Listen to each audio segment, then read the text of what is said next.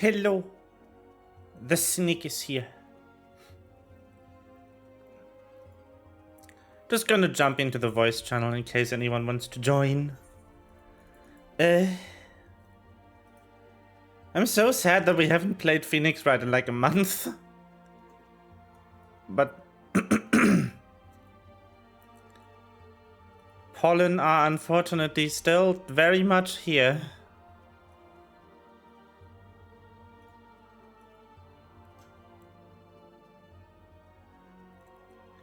Huh.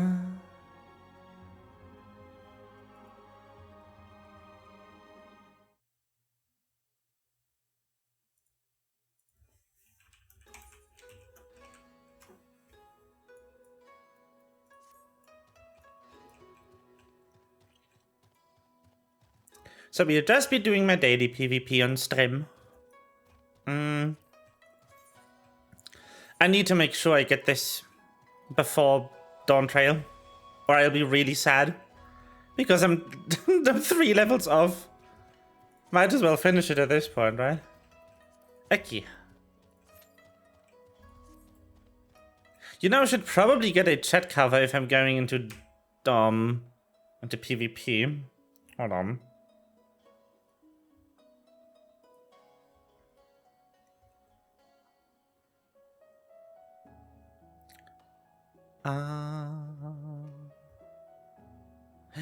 Hello, Manny. Hello, Sona. How are you doing? No.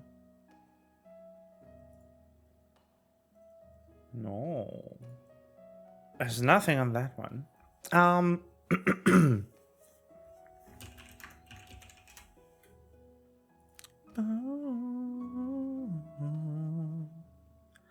But yeah, I've been meaning to play more Phoenix Wright for like 2 weeks now. But pollen season is really ravaging my throat this year. It's been non-stop. Just the pollen I am the most allergic to for the past month. I hate this. And I don't want to treat you to all the characters just sounding like this, because that's really boring.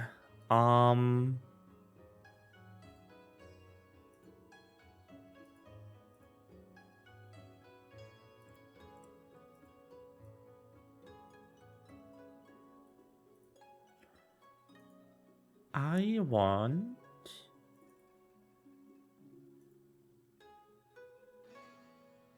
the Pog. Where is the Pog? That is.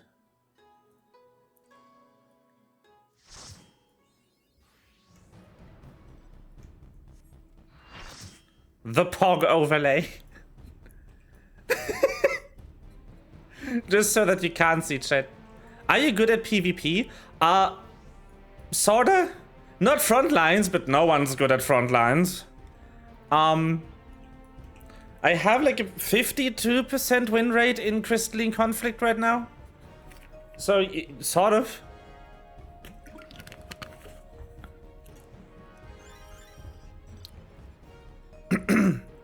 Oh, we're doing the square strat.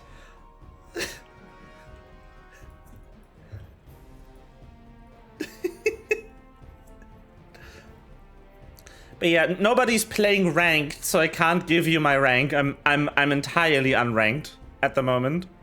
But or rather I'm bronze, I guess. I have ranked before, so as soon as you have ranked ever, you will be dropped to bronze, the lowest. So I've been perma bronze for like 4 seasons. But I think I made it to silver like once or something.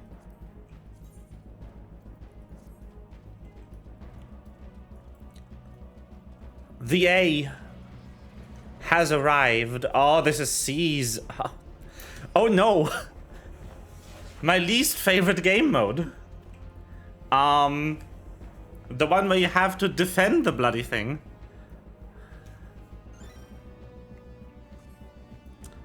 Danger Dorito? Yes, the Danger Dorito is very good. Ah, look. enemies. Come here, Dragoon. Come here. Good. Nice. Oh, speaking of Dorito, I can't wait to get the bad mentor Dorito again when Dawntrail launches. The fucking... Your mentor status is gonna get removed. Oh no. Oh, you better watch out. Oh no. Come on, die. Die! Thank you.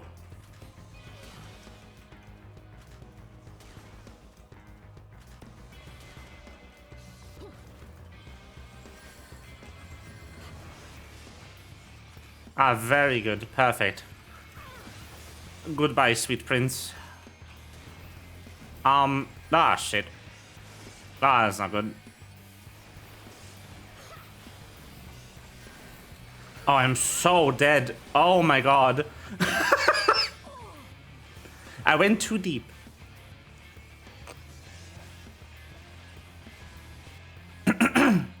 Been sitting on it for a year and a half without picking it up. I mean, it's fine. All you'll have to do for Dawntrail is level 1 of each role, and then you'll get it back. It's not that hard. You'll have like 4 months for it. Like one of each main role, like color role. You don't need a melee, evidently. You need 1 DPS, 1 heal, and 1 tank.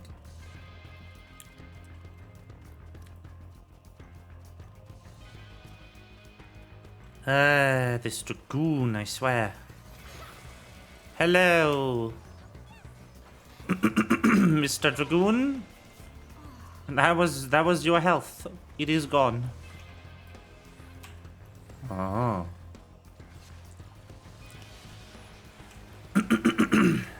Oh yeah, that is yeah, if you level any of those, that is going to be easy clap. That is true. I am not enjoying my health. I'm out of mana. Let me just elixir in the back here. I don't like Seas. It's my least favorite mode. And it's also evidently the least favorite mode of the twin adders. What are you doing? Why do they have 0 points? Have they not captured anything?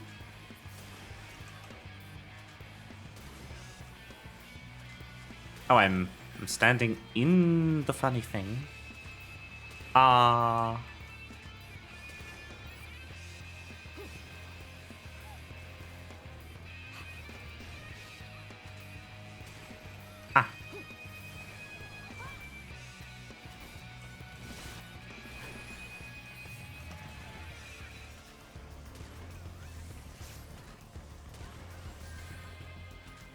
I'm excited for the cross data center server code being more or less ready soon.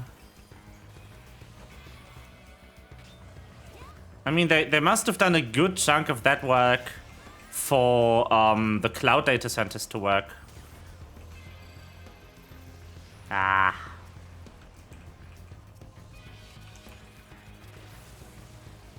Targeting in PvP is literally the worst. Oh, hello. Would you like a dot? Like, a few days ago, I killed a person in PvP with the dot for the first time. Why do Dark Knights get to use Living Dead in here? It's so unfair. Fuck. Wow! We are getting good spawns. What the heck? We've had both maximum value things spawn in our territory. This is the luckiest I've ever seen any of these matches to go. Oh, hello. No. Fuck. I struggled. The buttons. No.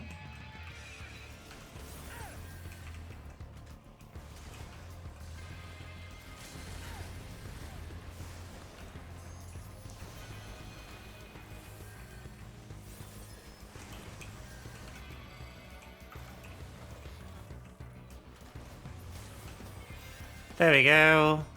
Finally a kill. My first one this run. Pink Tursiani is so bad. Oh no.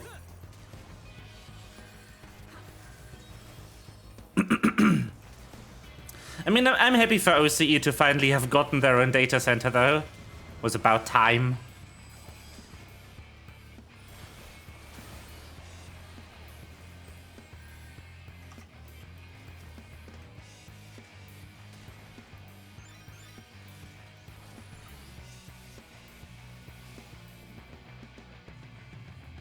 Whee!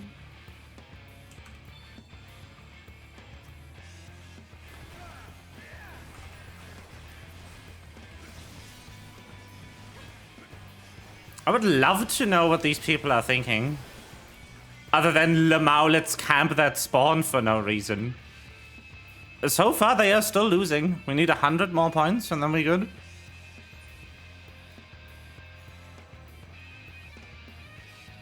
They are really far into our territory. Yeah, we can get yellow. We can have yellow get some points. That's fine. They were at 0. They're not gonna win of 1 5-star thingy. Yeah. Ah, no, I'm gonna change the words are hard. I'm not going to chase that monk. It's not worth it. Are we being fucked? We're being double teamed. No.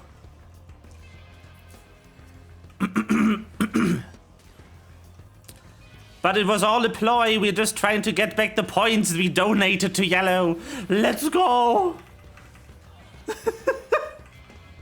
This is so stupid. Why is this working?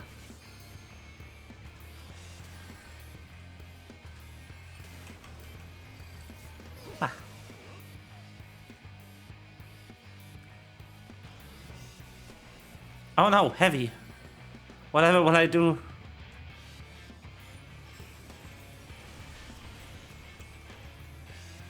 Hello.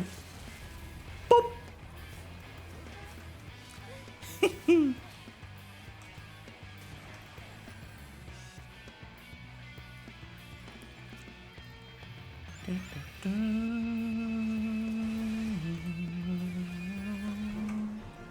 GG's.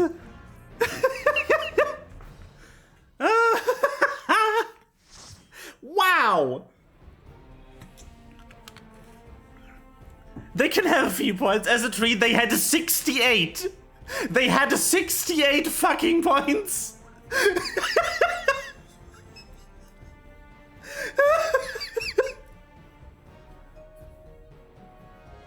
Oh no. Poor Twinetta. Oh, you just met Jade? Oh no. Greetings.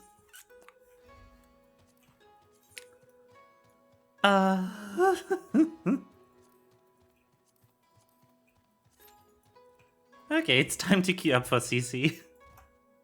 That was a fruitful round, holy shit. Jade is mommy? I mean, yeah. They kinda went like, what if Kafka had a whip instead of guns? I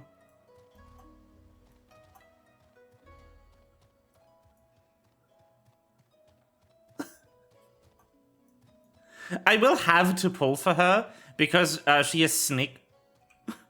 She has a sneak in her moveset. So it's mandatory. It's the law.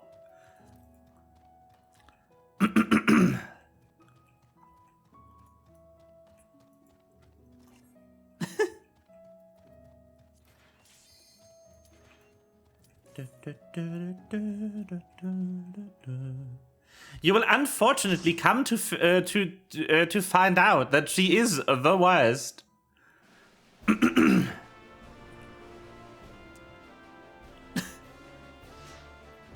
She's fucking awful.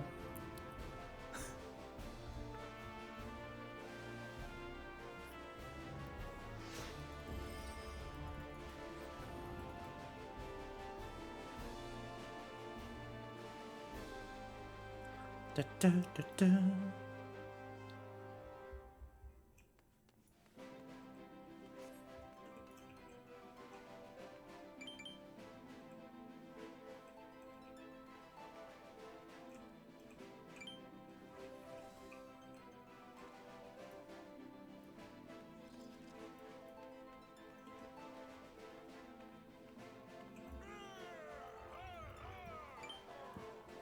It is time for more PvP. Victory. It's interesting to me that this shows, like, lifetime.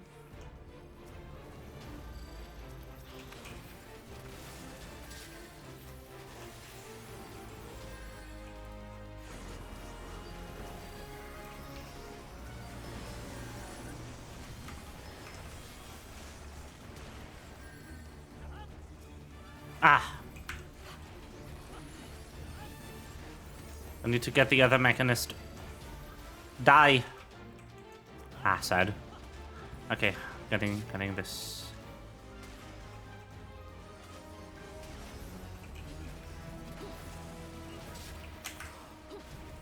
Very nice.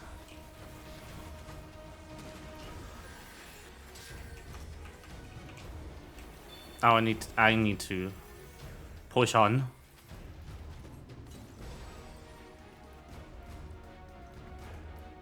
Okay.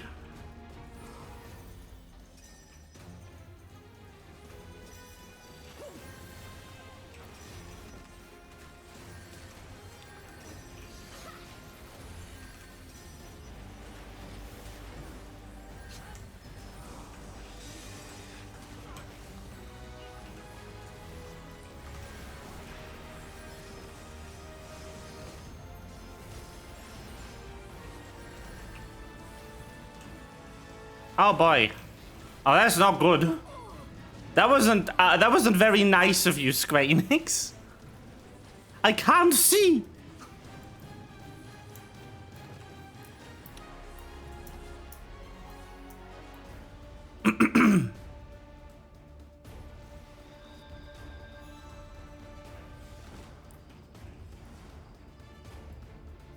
Oh boy.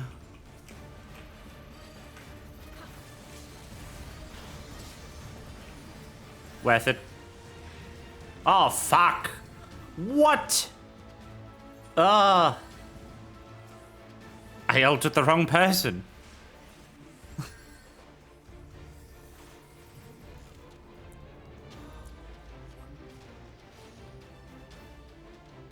That'll be nice.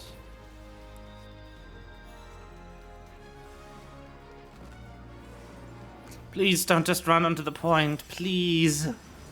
It's not worth it.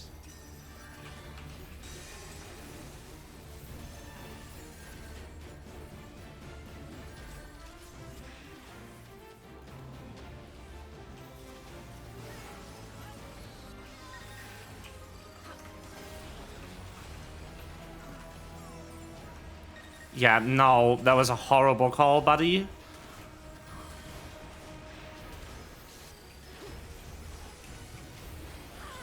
I'm so dead. One problem people have in this mode is that they just get really panicked when the crystal is in their base and then just run onto it and try to shield to keep it from advancing, which will usually end up in them getting killed unless they're playing tank. And being one down is way worse than having the crystal on your thingy, especially if you've already pushed them past it on their own side. Hello. I do not care for you if you run away.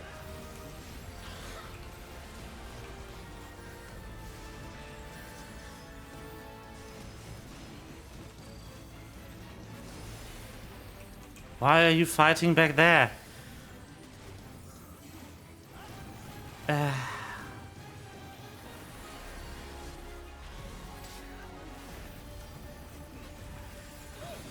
Yeah, no. That's GG. We're not winning this.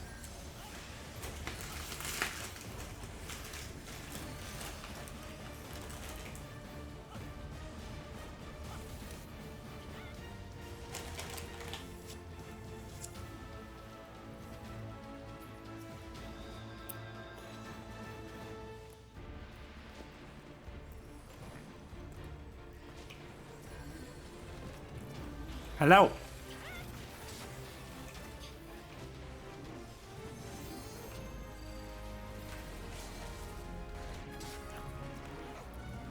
You know, we take those. We take those. We're not pushing this back in a million years, but we take those. Do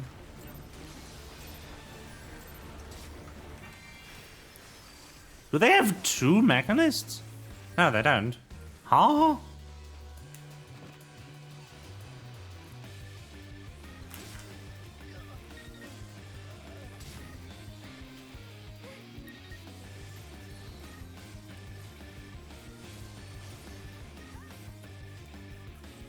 I just mistook something for mechanist ability.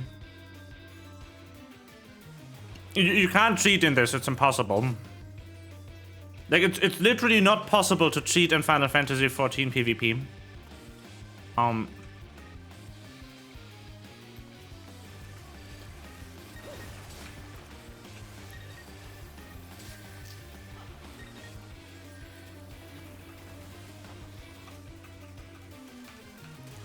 Why that one? Yeah.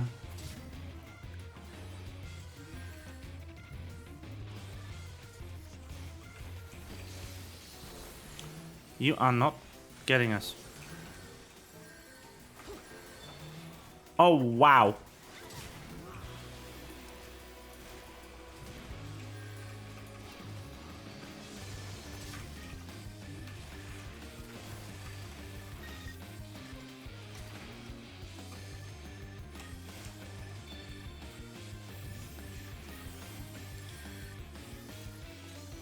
Okay, nice, nice.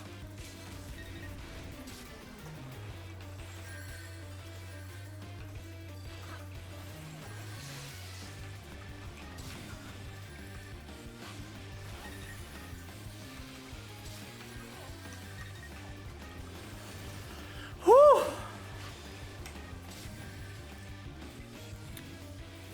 Nice. Holy fucking shit. GG. Wow. Wow.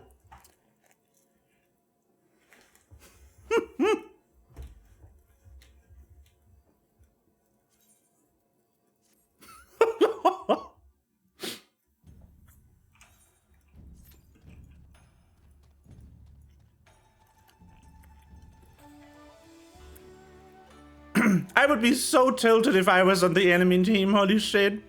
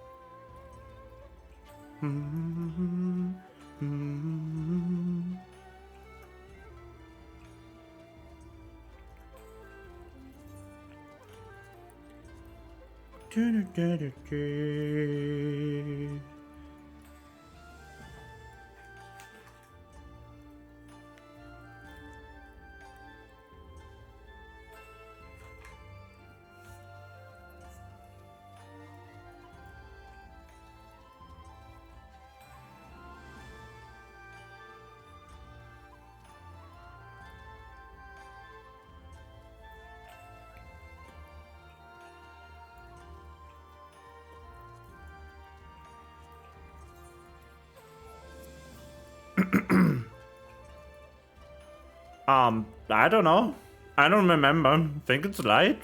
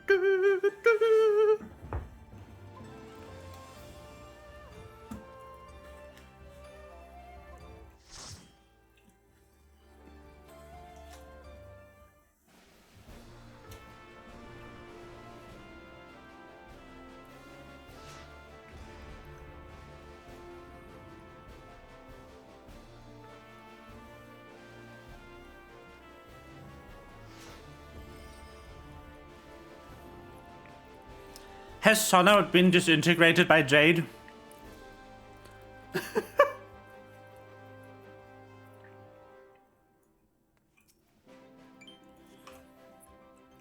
F.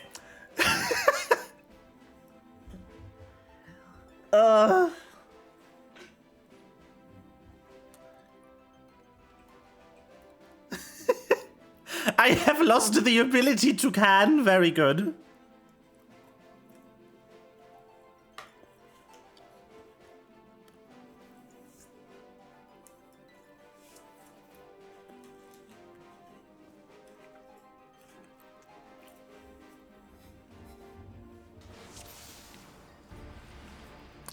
Turns out Jade is actually a shadow of nihility. And, yes.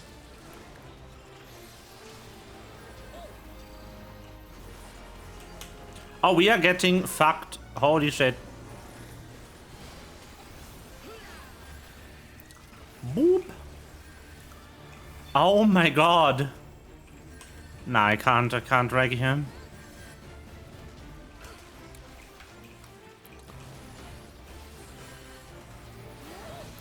Damn! My enemy team woke up this morning and chose violence. Ow!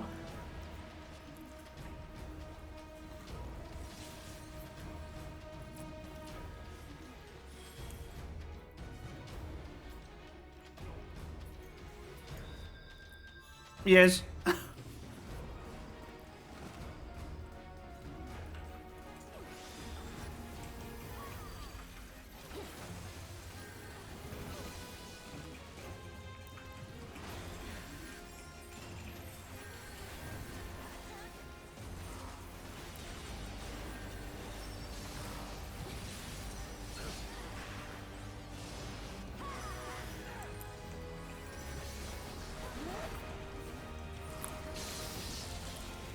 Well, fuck.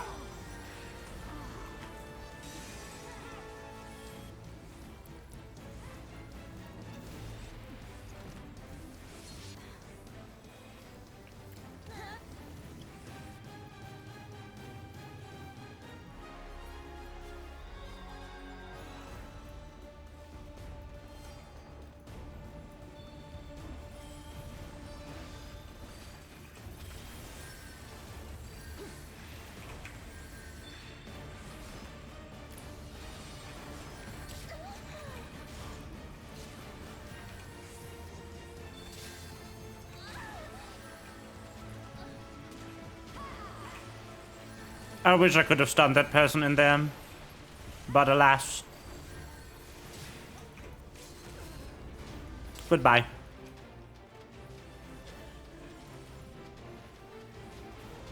This is fun.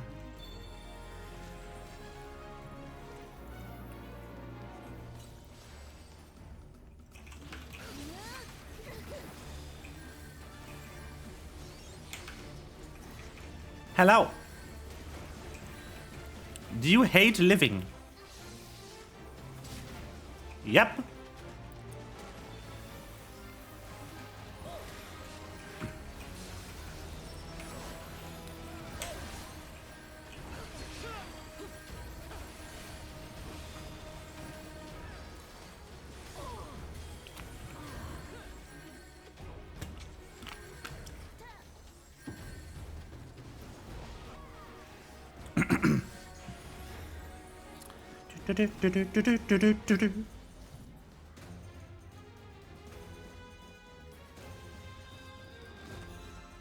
I agree.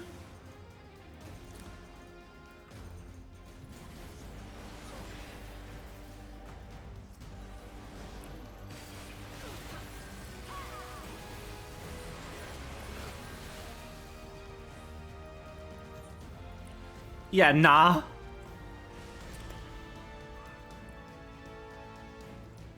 Nah. This ain't happening. Ugh.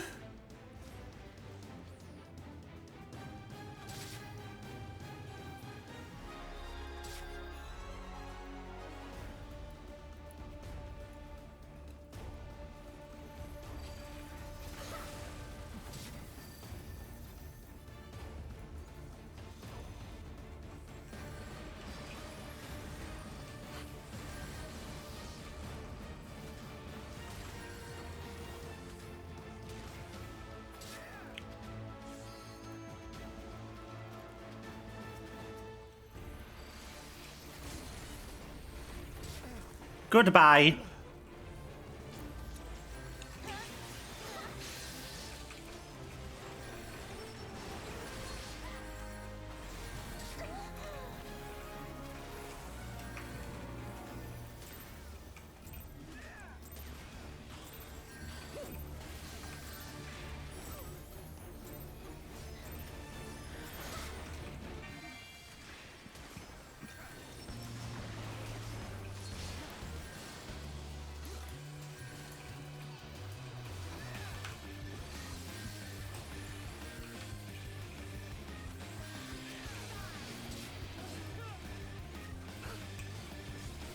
Fuck.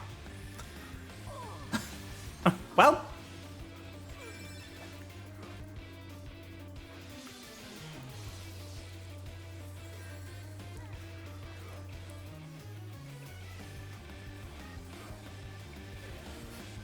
Push the crystal. We're trying. We are attempting. That's a long overtime.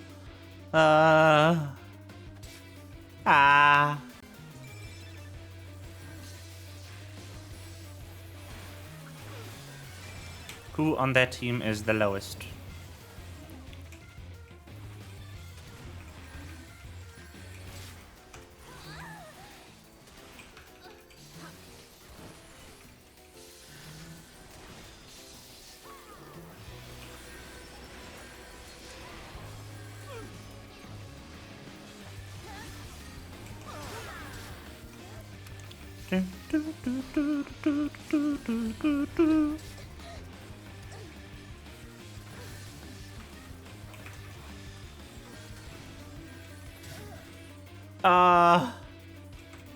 Fuck.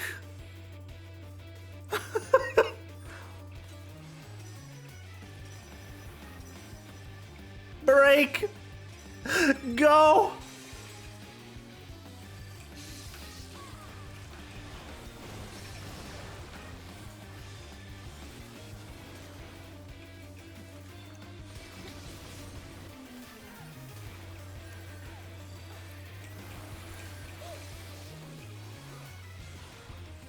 No.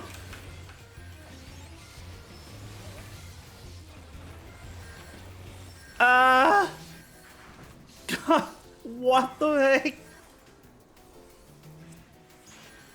Their respawn time isn't long enough yet.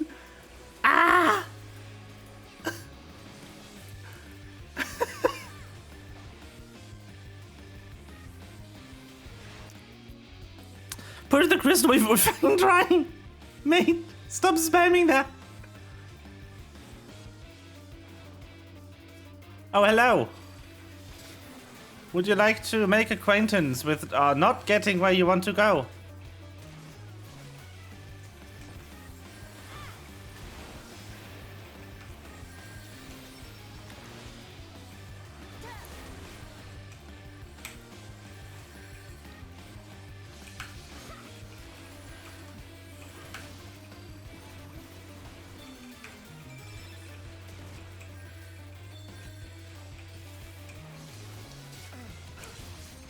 Do you like dying? I've asked this before.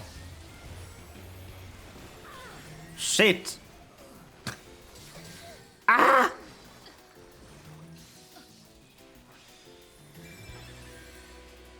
No. One person keeps posting, I push the crystal. Like, we know. We know how overtime works. We've been in it for minutes. Come on, push, push. Oh, you're so close.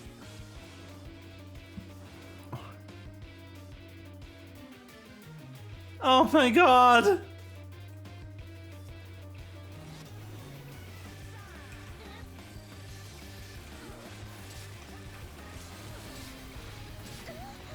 Oh, I think we got it. No, holy shit. Good match. Fuck. I don't need these.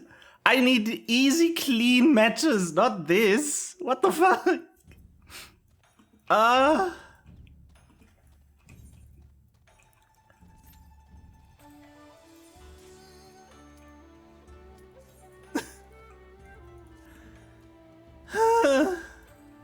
Dang it.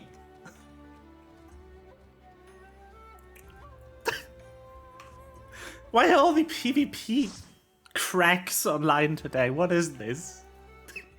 Fuck.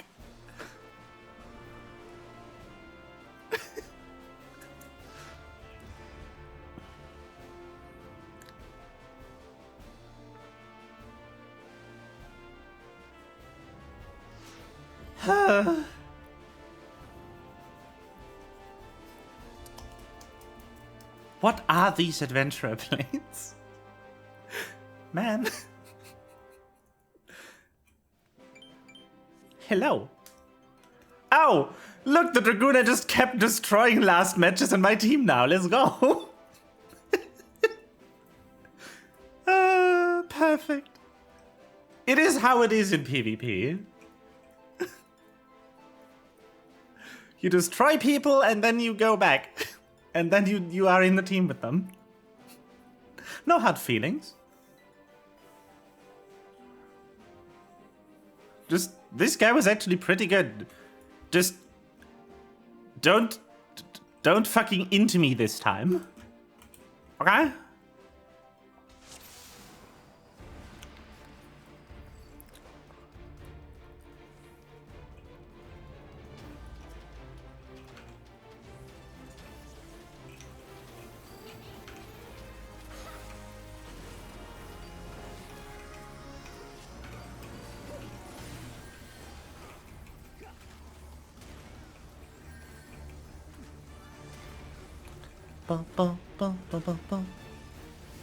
We need to focus.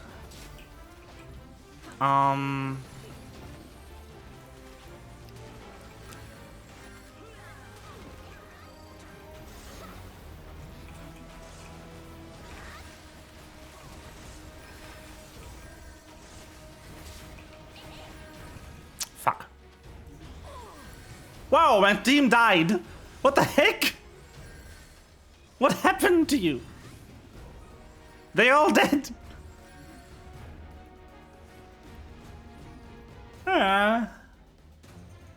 Sad.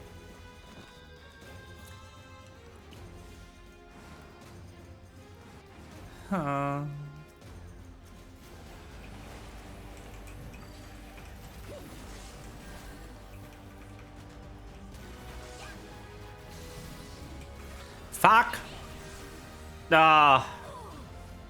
No, we're not playing this good. We are not playing this smartly at all. Way too spread out.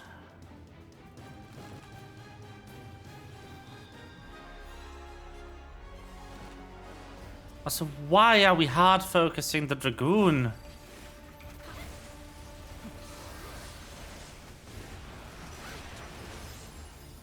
Yeah, nah. GG. I've said this before and then we pushed all the way back, but I think it's GG for real this time. I understand now.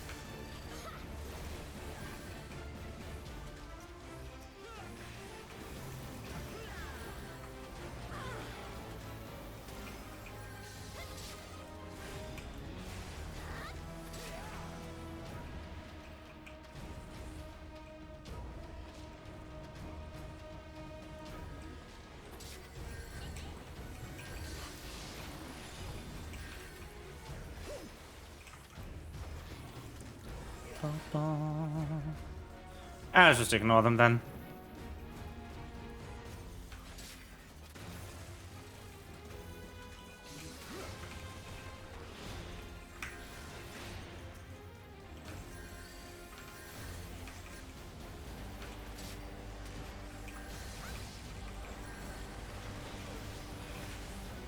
Fuck!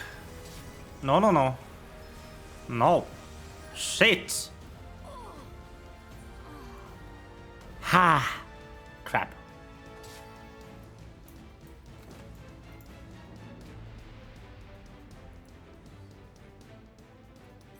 At least hit them! At least hit her if you're hard focusing her!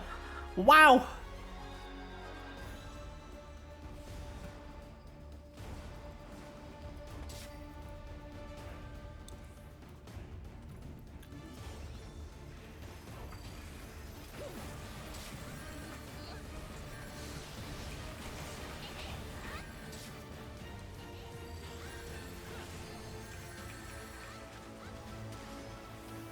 That's fine.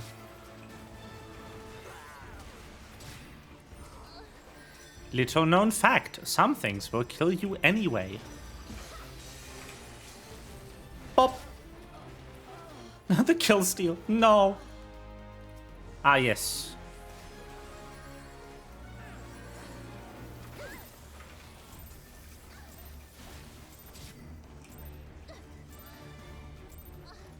Three, 2, 1. You need to be on this if you want to win, holy crap. I keep saying like, nah, that's GG and then we're winning. I've cracked the code, everyone. You need to say, nah, it's GG and then you win. What the fuck?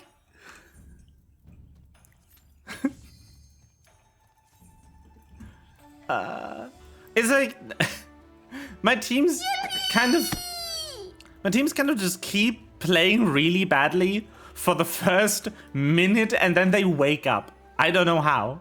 I don't know what's happening. I've won every match today.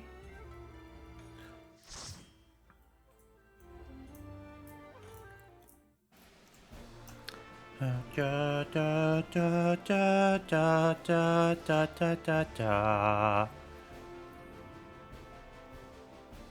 Da da da da da da da da da da.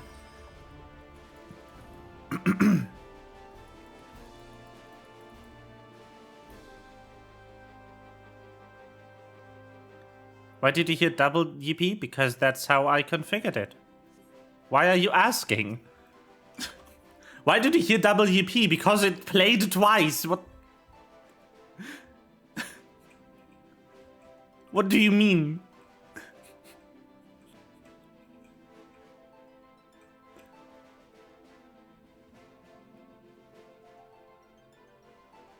It's also not how you spell double, by the way.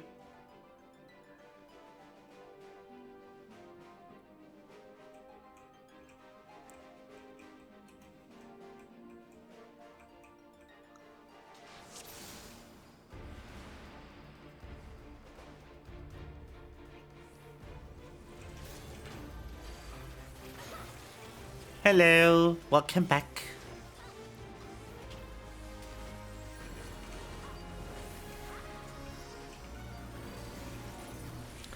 Wait, paladins get to guard in PvP? I had no idea.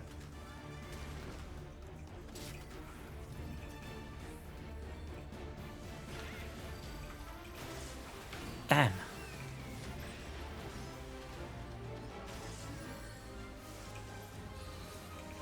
Oh, it's Juvia again. The person I versed last time. She's actually kinda good.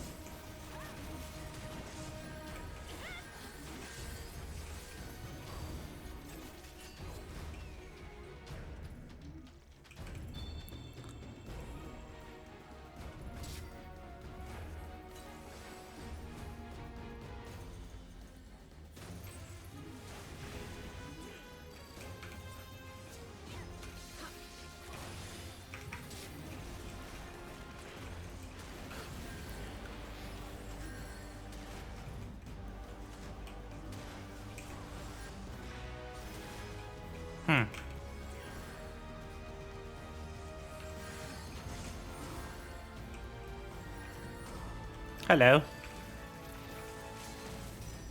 Boop. I love the LB on Mechanist. It's so funny. Just boop. And then they die. Speaking of dying and such, I need to get on this.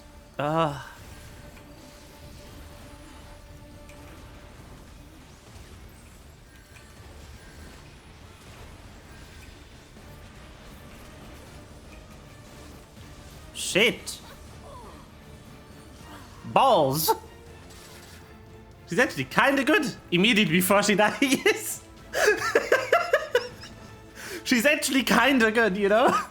And then I annihilate her ass. Very good, yes. I've had a perfect match before, by the way. I've had a match where nobody in my team died. Once. I've had that one time.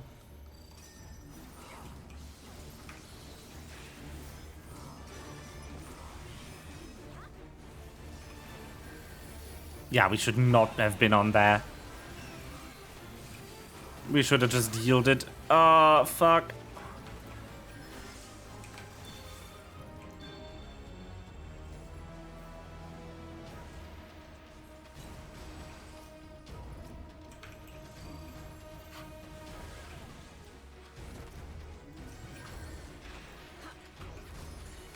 Hello.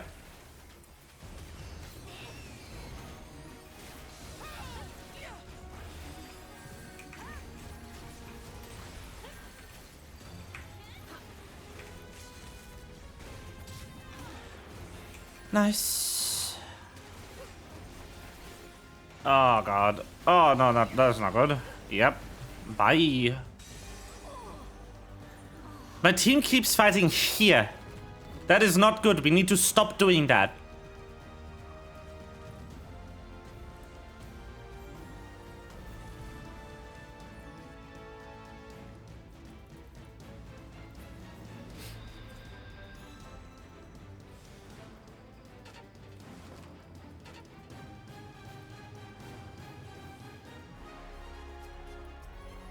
Why are you soloing the point?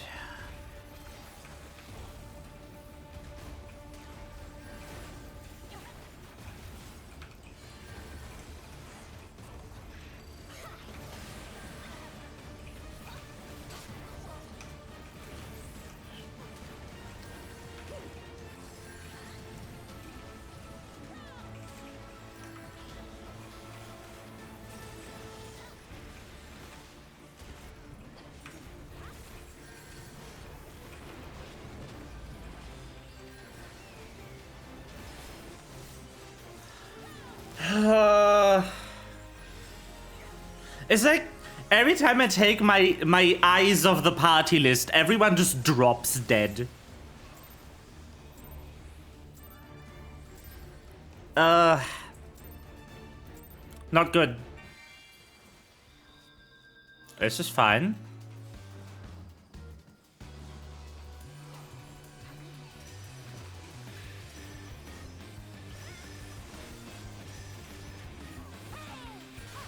We really need to be on this point. If they break through it, we lost. Yep. GG. GG. No, I'm not commending. I'm not commending these players. Y'all sucked. Amazing.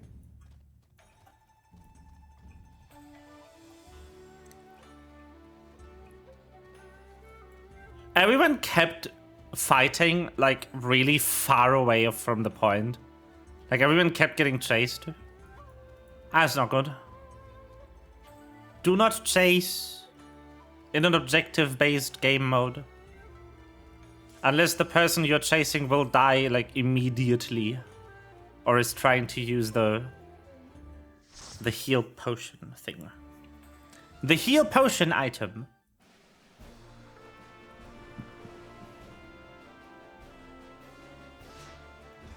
Umbra. I'm an Umbra, as I should be. Let's go. Oh, look. The person I said is kinda good is in my team now. Let's see if she actually is. I ain't good. Wait. Hold on. They have the same last name. The samurai in the enemy team and the paladin in my team have the same last name. Let's hope the samurai is the one simping for the other person, or this is gonna be 4v6. Oh no.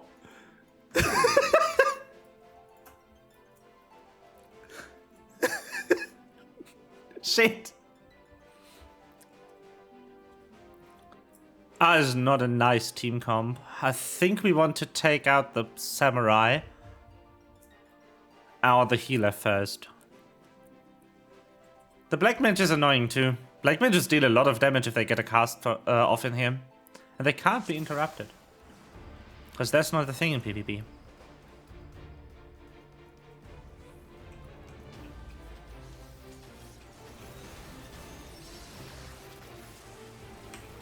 Okay. No, I'm not abandoning my team this time.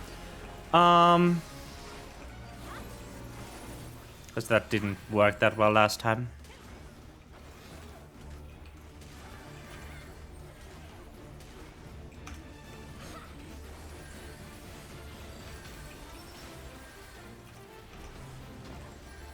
Yeah.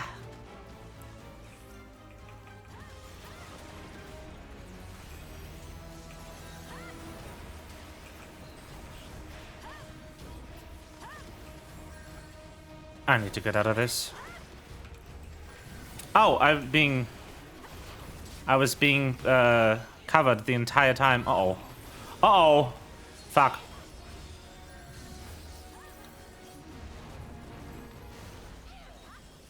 Uh-oh.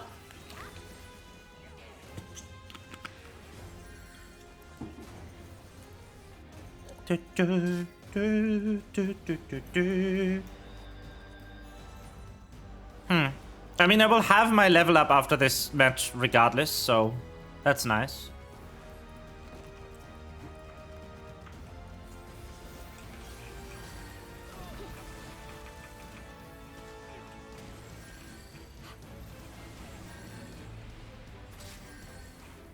Nice.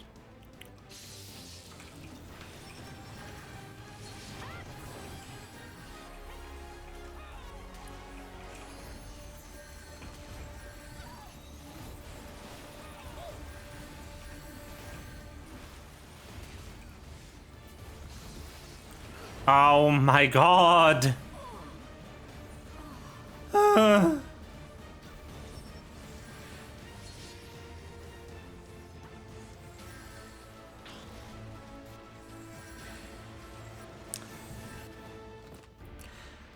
I think Warrior could use some balancing.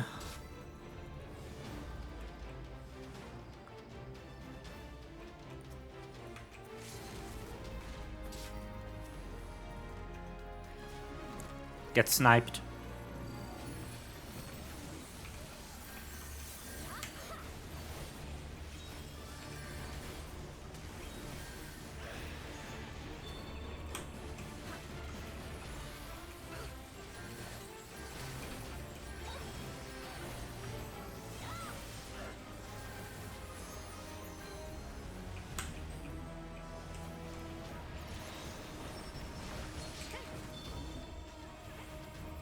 Thank you for covering me.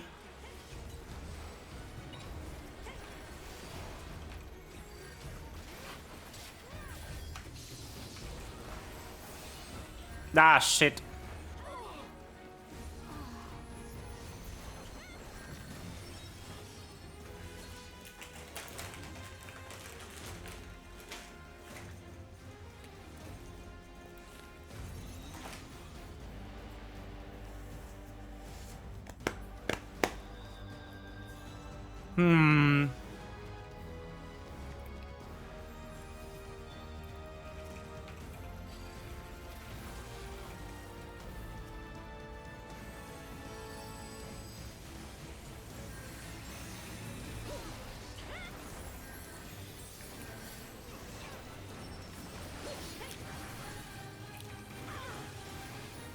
Uh-oh.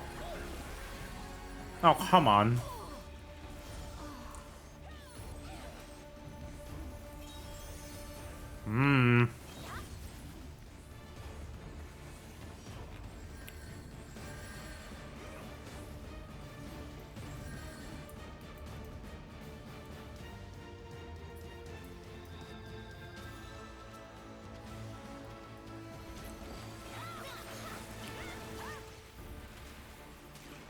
Not noticing. Nope. Not worth it.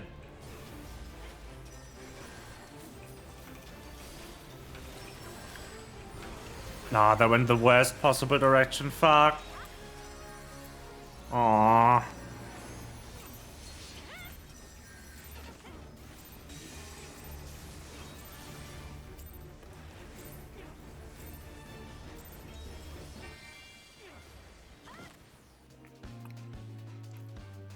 It was a bit of a nah. Yeah. GG.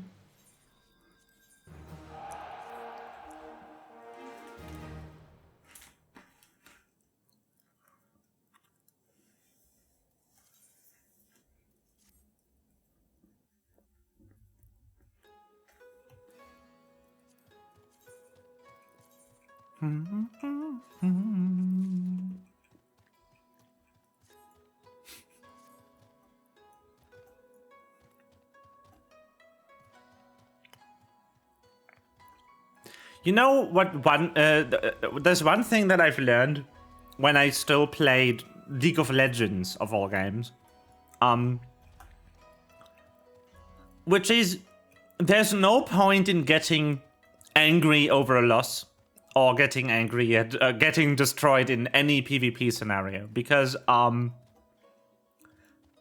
yeah, sometimes the enemy team's just better than you. It happens. You just kind of buckle up, you look at how you died and take what you can from it.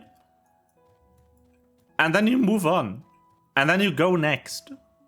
That's it. I know so many people who get really angry, especially in League. And in League I can understand, because League has so many characters, and sometimes one of them just isn't balanced, or one of them is just a hard counter for your entire team. And you can't do anything. There is moments in League of Legends where you win in character select. It is what it is. But unless you do what I do and you play the random game mode,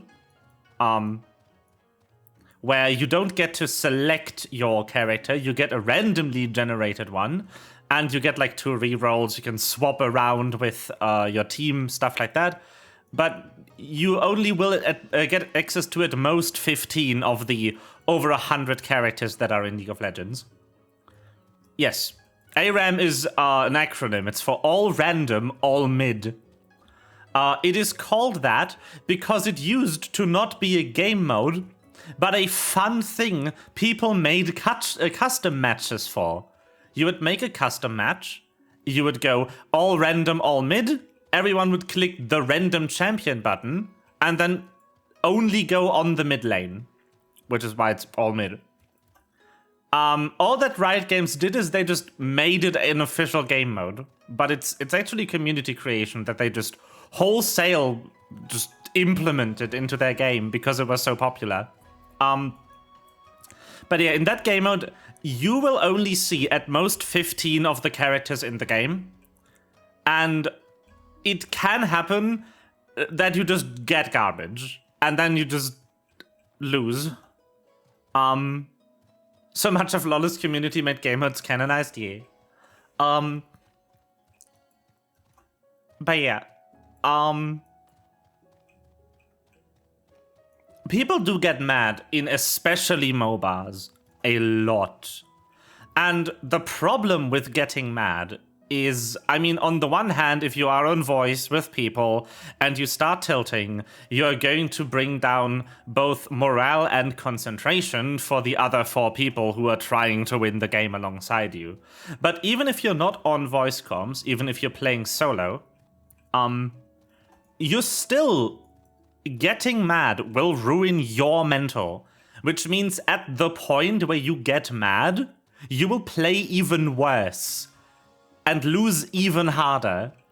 And that is the main reason why it's not enough to just not voice your anger, but to actually try and keep calm if you are behind. That is so important in both competitive and cooperative video games.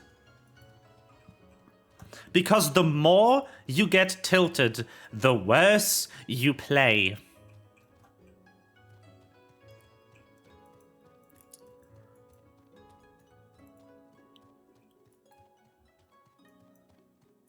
And the worse the situation is going to become. Because, like, you're only getting tilted because you're losing, and then you're losing harder. It's not good. But yeah, it's something I picked up in League of Legends because I used to be really ragey in League of Legends. When I first picked it up like 10 years ago. Game is old. And it has actually really helped me with especially Final Fantasy XIV raiding. Because not getting mad at the most anger-inducing game ever created means also not getting mad at what is ultimately a relatively fair PvE challenge. Some of the mechanics in especially Pandemonium I think are a bit bullshit. There's like 2 fights in Pandemonium that I think they kind of dropped the ball on, if I'm being honest. It's this one. Asphodelis 4th Circle, so P4. P4S, Pinax is the worst mechanic they have ever made. Change my mind. I hate Pinax. Not because it is hard to understand, but because it's just running for an entire half minute. And if you have a black mage in your party, that black mage is not casting for the entirety of that mechanic. It's not fun. And then the other one is just 3rd Circle, the one directly before. I love Phoenix. The arena design is awful. Like, I have a good monitor that has, like, really good color rendering, like color representation. So I can tell apart the AoE orange from the floor orange. But oh boy, I do not want to be colorblind in that fight. No. Not good. The rest of the tiers I think are pretty fine. My favorite fight honestly is P11. I mean, 1 because of who the boss is and the music, but 2 also the pattern they designed for Savage in especially P10 and P11 is beautiful. Those fights look so good if they are executed perfectly. They are so pretty. They are one of the prettiest mechanic patterns I have ever seen. Very cool. Big fan. And then there's this bitch. I like Athena enough, but we have given up on getting the last 2 mounts we still need from this fight before Dawntrail, because it is just not fun to just be stuck in there forever. We also have a new player on our party who still doesn't have the experience and keeps messing up, which is making the situation worse, because after a few mess-ups from them, the first other players will start to get like bored and like lose concentration, and then the runs are going to get even harder, and it's just the worst. We only need 2 more mounts from it, and we'll have a month after Dawntrail launches to get them, so we'll just do it then. We are also going to use the last 2 weeklies to test the new comp, because a couple of players in my static want to switch either roles or at least classes in Dawntrail. But yeah,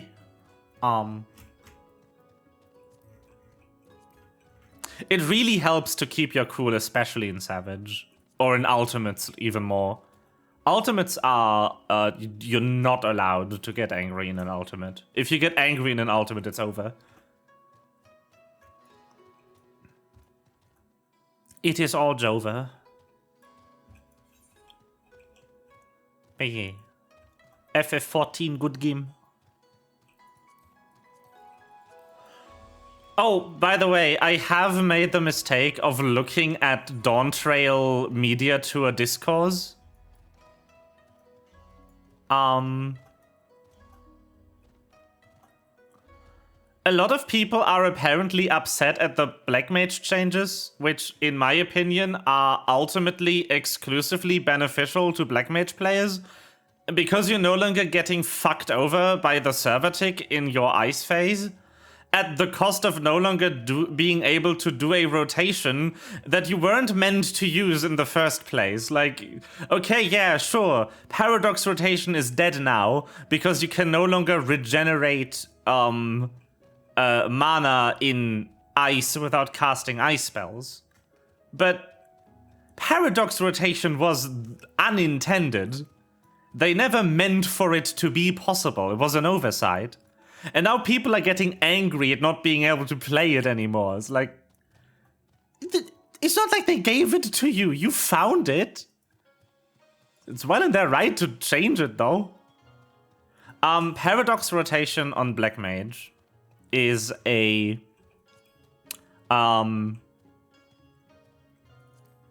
bit of a funny one. I don't know the exact steps, so I will mess this up. But essentially, like, you go into fire, and then there was collapse. Whoops. Like, if you go into ice from fire, you get I'm level 80. I can't show you. I'm stupid. But if you go from ice into fire, you get an ability called Paradox. And what Paradox does is it immediately I'm level 80 on Black Mage? I haven't leveled this? You immediately go into the other phase, into the other stance. And Paradox rotation works by just doing the minimal casts required to get Paradox back.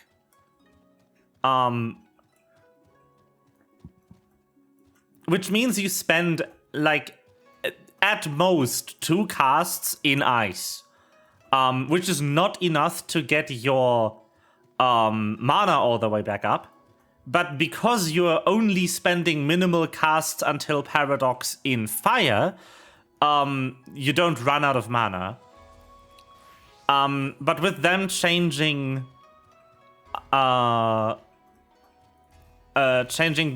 the Black Mage mana regeneration to be exclusively... Where's that skill? I don't think they removed Blizzard 2. I think I dragged it out of my bar. With them changing the mana regeneration to be specifically on casting an ice spell during Umbral Ice, you're no longer able to use this rotation because you will now run out of mana. One concern I have heard that I hope they have addressed in the part of the kit that the media tour just did not report on is it is also now no longer possible to passively regen mana while you're waiting, which is really weird. Unless they put mana regen on Umbral Soul. But, like, you no longer regen mana if you are in ice, which means in downtime during bosses, you will just be stuck on whatever mana you have while furiously stance swapping and spamming Umbral Soul so your stacks don't disappear. That is a bit weird. That's a bit weird, that one. I haven't looked at the media tour screenshots. And I would be inclined to believe that Square Enix has addressed this issue, and there is some way to regenerate mana without having to attack a target, but I'm not sure, because I haven't looked at the material. But that's, like, as a bit of drama there. I saw a 10-minute video uploaded by someone that was literally just them complaining that the raid launch is going to work the same as it did in Endwalker. Like, according to the timetable they showed on stream, the crafted items, like the crafted gear, will release alongside Savage. The same way it released when they launched Endwalker, because that is just how they do things. The first tier of crafted items and the first tier of good tombstone items are going to release the same day as Savage. There's no way to pre-farm either. Except for just gathering materials on a hunch that they might be required.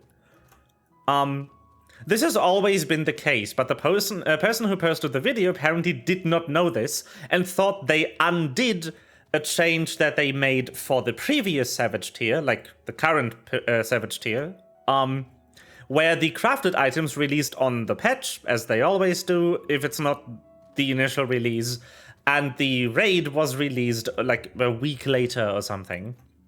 So you had an actual week to do all your prep, which is normal. Also, like that they release the crafted items on the patch is normal. And they made a 10-minute video about how that changing could mean that now also the gear cost for Savage items with the book tokens, these things, is going to be increased again. It's like, what? What the fuck do you mean? It's like they made this not really a change and they announced it. They put it in an infographic in the PLL, which means they might have done more unannounced changes. It's like, where did you find this take? It's not a change and it wasn't unannounced. Just because they didn't explicitly talk about it in the PLL doesn't mean it was unannounced. What the fuck do you mean? What are you talking about? Final Fantasy discourse is a joy. Just a marvel to behold, really. I, for one, am pretty excited for the class changes.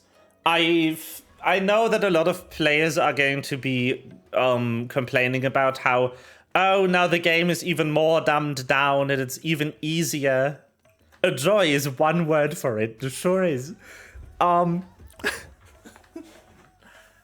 know a lot of people are complaining that the rotations are going to be even more brain dead now, but I'm honestly, I'm a Savage Raider. I am looking to do Ultimate if we ever clear a Savage before the end of the tier.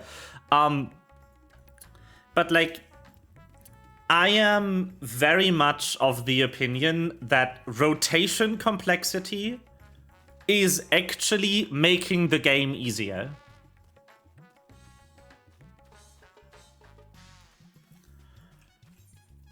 If the class rotation is really complicated and you really need to like stare at your hotbar to figure out what button to press next, that makes the game easier.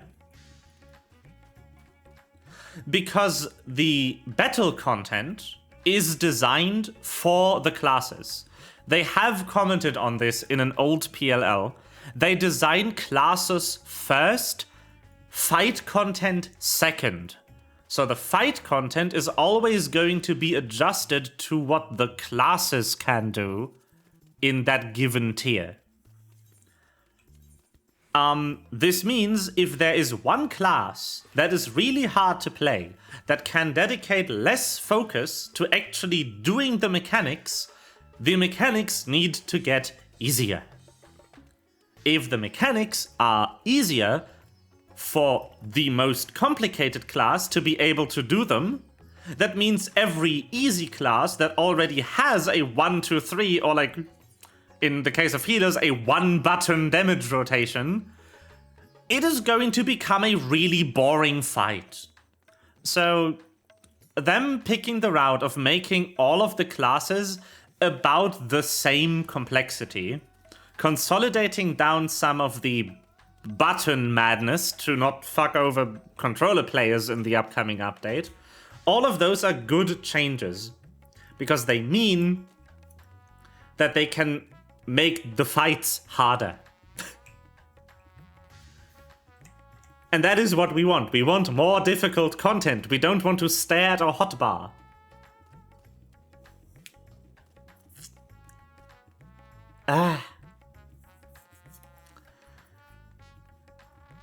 The last update to Paladin was so cool that I'm looking forward to what else there is. More swords, please? Yay.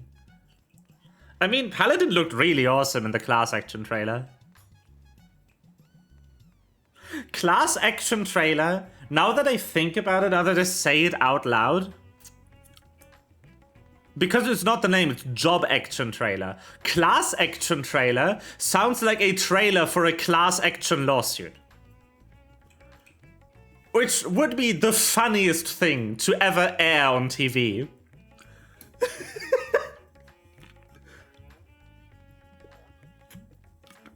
Coming soon to the court of New York City, a class action lawsuit. I want that. Give it to me. Give me that. Someone make that. Oh, hopefully some jobs they're harder than others. I think that's a good thing. Yeah.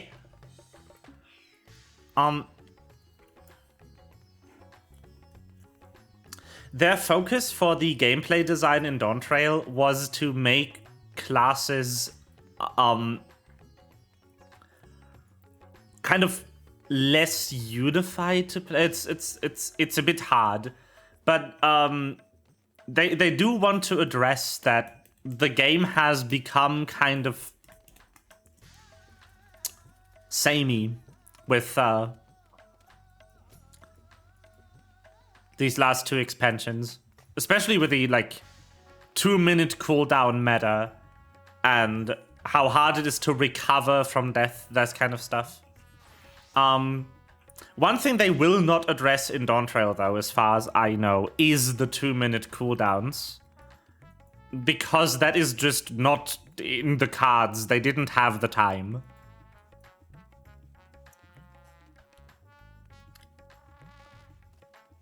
This October, witness the highs and lows, the drama. The People versus Alphabet Incorporated. Yes.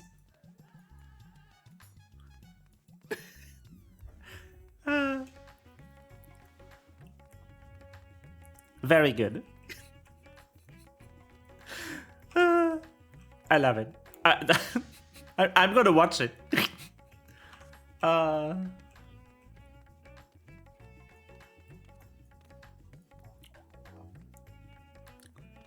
Amazing. Oh, speaking of big tech company, I kind of brought this up another day already. So doubtlessly by now you all probably have seen the new features that Apple is planning for their upcoming OS releases.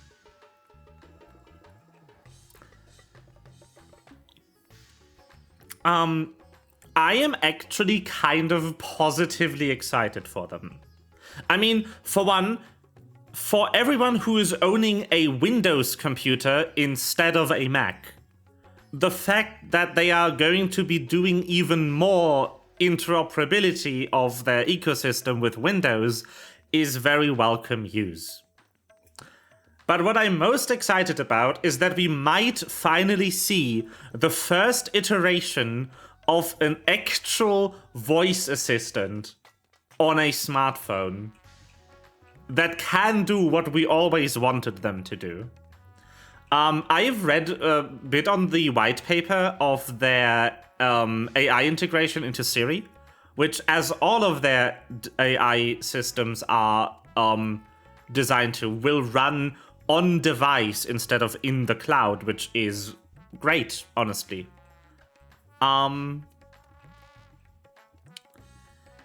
But apparently, so you could already design, like with all voice assistants, like actions that a voice assistant can do. Like you could go, hey Google, send a message on Telegram. Like those were always features that are available, but you needed to get the trigger phrase right, and the app needed to do some finagling to get it to work.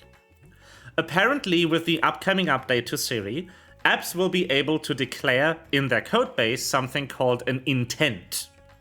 An intent is basically a collection of natural language triggers and data input and instructions on how to turn a natural language query from the user that contains the trigger phrase for this intent into data input that the app can then use. Which means with intents, exactly.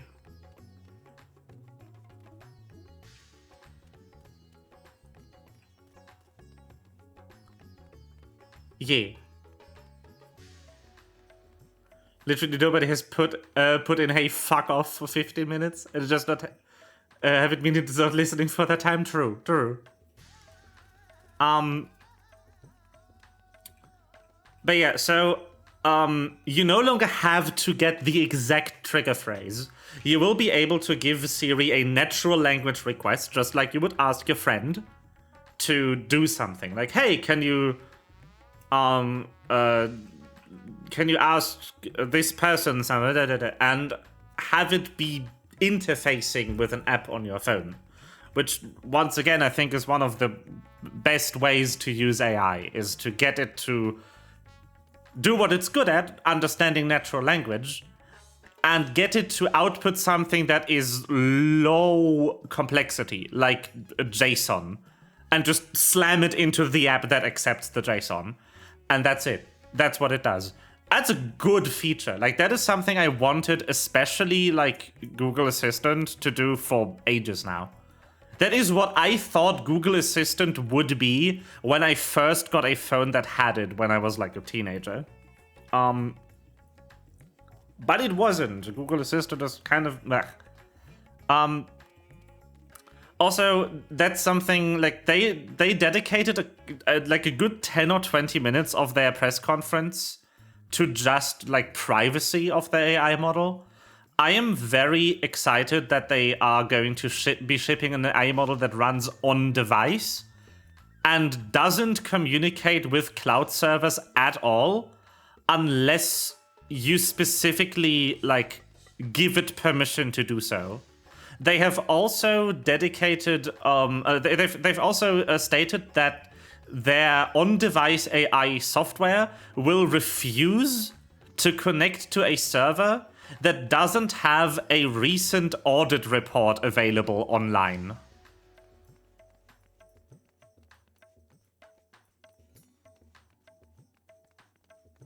True. But that's what I mean. It's text AI is really good at not understanding the meaning of natural language. It's really good at being analytical about natural language.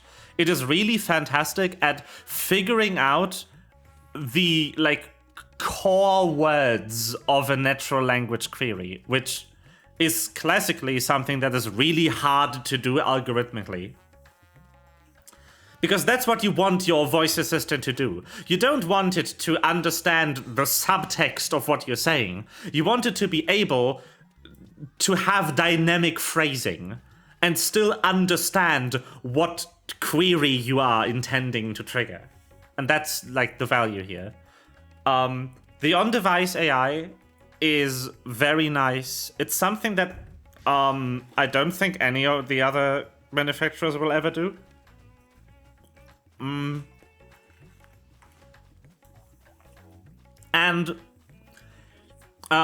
there is something they showcased, which is they have a feature where it will kind of determine if the query you are giving it is too difficult for the on-device model to reply to within sensible time. Or if it's just something that the on-device model doesn't have data on. And it will then give you the option, with your consent, to send the query to ChatGPT. But there will be like an actual, like you need to press yes before any data leaves your device. And they apparently have a contract with OpenAI that they are not allowed to store any data from these queries when the query is done running on their service.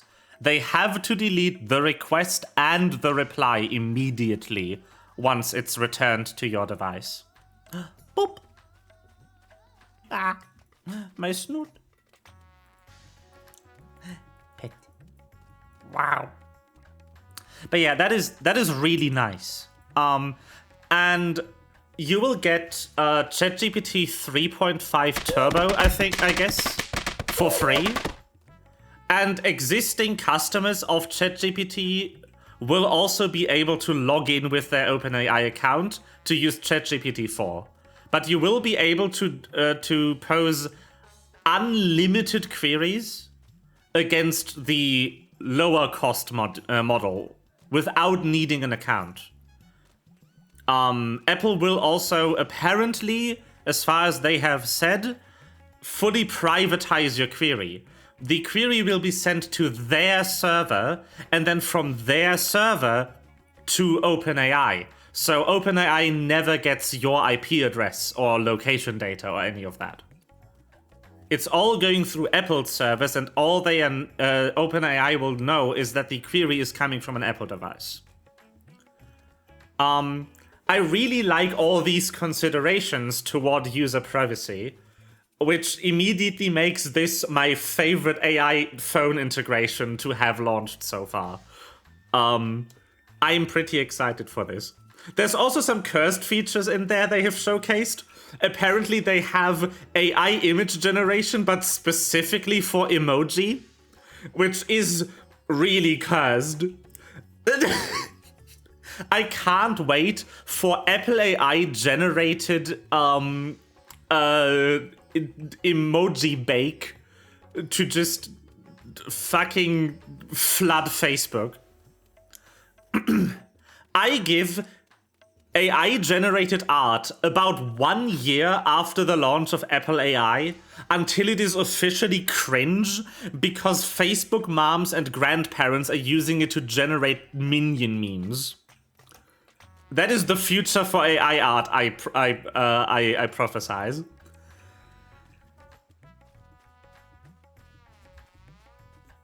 It's going to be so funny.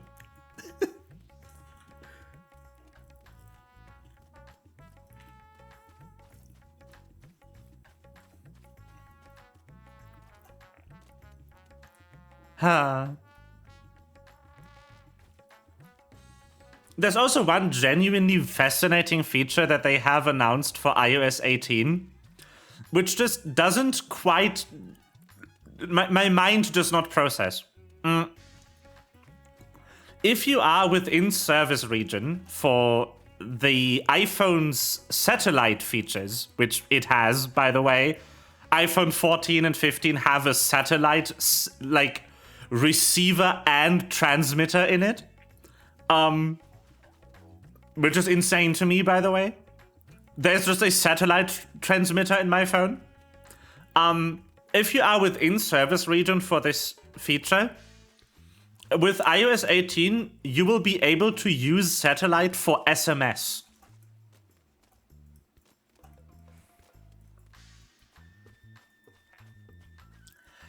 I don't know, that's kind of wild to me, you know? That is something that is pretty wild. I don't know how they're doing it. I don't know how they are paying for it, because satellite service is expensive. And you're not, like, you don't have to pay for it, apparently. I don't know. That is something that people will just be getting. Like in September, I think. Weird. And then the usual set of just, hey look, iOS finally is getting features that Android has had for a literal decade. In this round, we get being able to decide where on the home screen your icons are. Yes, freely arranging your home screen icons has not been a feature in iOS for the longest time. You just cannot do this. You can with 18, you cannot right now. Your icons are going to be in grid. The first icon on the page being in the top left, and then filling rows first, columns second. Like this. Your home screen is just this first, and the next app is here, the next app is here, the next app is here, the next app is one below. That is what you're stuck with on iOS right now. This, unheard of, impossible. Not a feature. I do not know how that has not been added. Like they are doing it though. They are adding this. iOS 18 is getting that feature. NANI?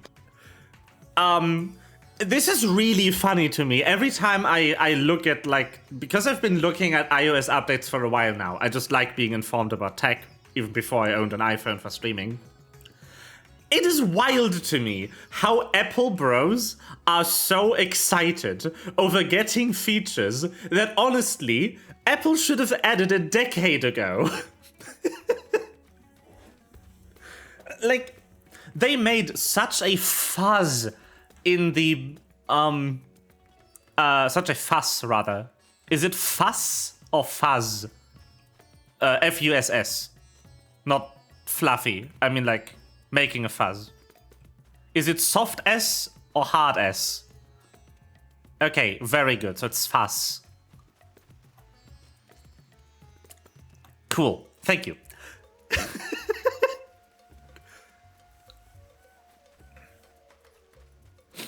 They always make such a fuss about, they made such a fuss about, like, iOS 18 being the customization update. And it's like, what the fuck do you mean, Apple? What do you mean, customization? It is the we stop fucking forcing people to do it our way update. Is that what you mean? Like, wow, you're finally getting control over your device. Amazing.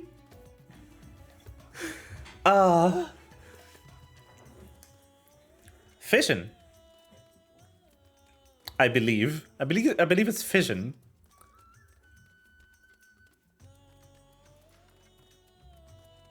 Fission.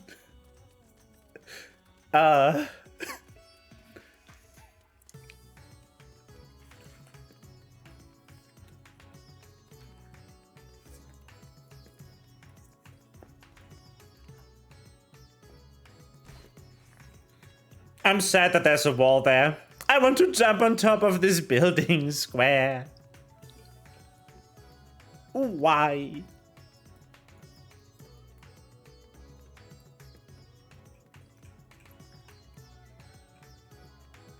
But yeah, it's so funny. I do genuinely enjoy my iPhone. Like, I'm going to be honest with you. I like my iPhone. It's a good phone. But I don't think Apple is the best company in the world. They have a few things in their stuff that are really neat. And I'm really happy about especially their, like...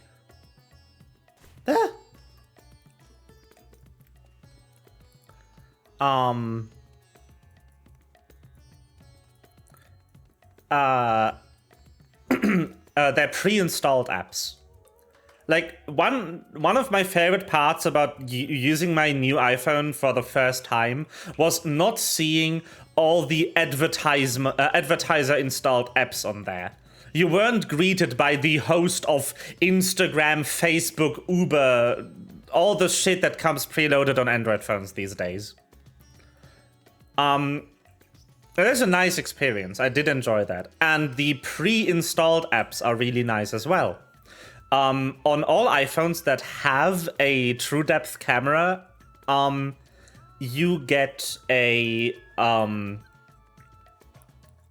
true depth camera on the back. I want to add, like, a true depth, like, back-facing camera.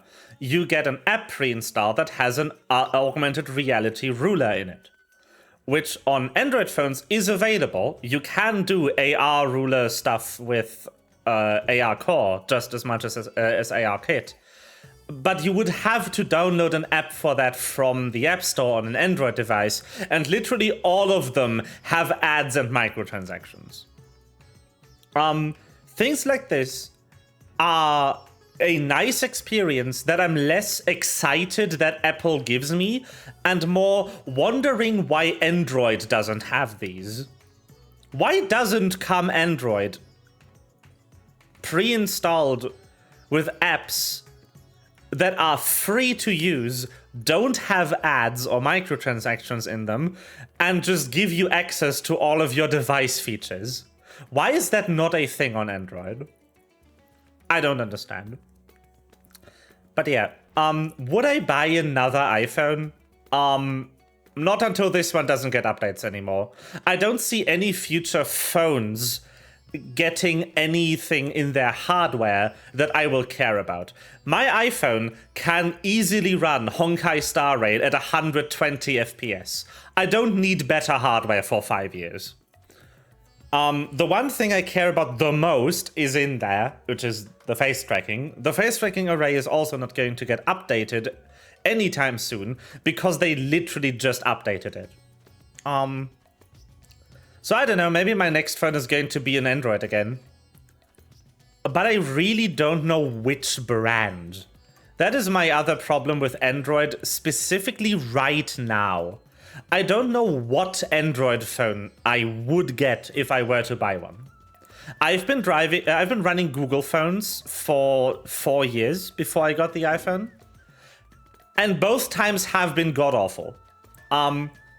I've never had an experience this bad with the main manufacturer, the first party of an operating system. The Google Pixel 4 was just kind of underpowered for its year, and the Google Pixel 6 still has OS issues they haven't fixed. Also, all of the Pixel phones have issues where the camera app and the alarm app will randomly stop working after a few years. And there is nothing you can do to fix them, apparently. If your alarms no longer work, you're stuck with downloading an alternative app from the App Store. I've had one Samsung phone in my life. It was a Galaxy S3, I believe. And that phone was nice. But honestly, with how expensive Samsung phones have become recently, I don't think I would buy one. Like, what for? Sideloading. Sideloading would be the selling point for a Samsung phone, because that's something I still don't really get on iPhone. In Europe, we do get, like, alternative app stores and stuff like that now because of the EU Commission's decision on the matter. But it's still not true sideloading. We still cannot install any app we want infinitely long. The only thing we can do is the same thing that everyone else in the world can do, which is sign an IPA with a developer key and install it for 14 days until the key needs to be updated. You can still sideload apps this way, but it's a horrible experience because you need to refresh the key or the app will stop working every week or two. And you can only install, I think, like 3 or something apps at the same time on the same device using this method. It's not really sideloading. It's very much a feature intended for development that people have been exploiting for sideloading. But it's a whole mess. There's one company I have actually been looking at in terms of getting an Android phone, which is Fairphone. I do like Fairphone's idea, because they make their phones repairable and with as much recycled material as possible. They are still no, like, framework laptops. There's no way to upgrade your phone without having to buy a new one, even with a Fairphone. But at least you're not a trip to the Genius Bar and $500 down if your screen breaks.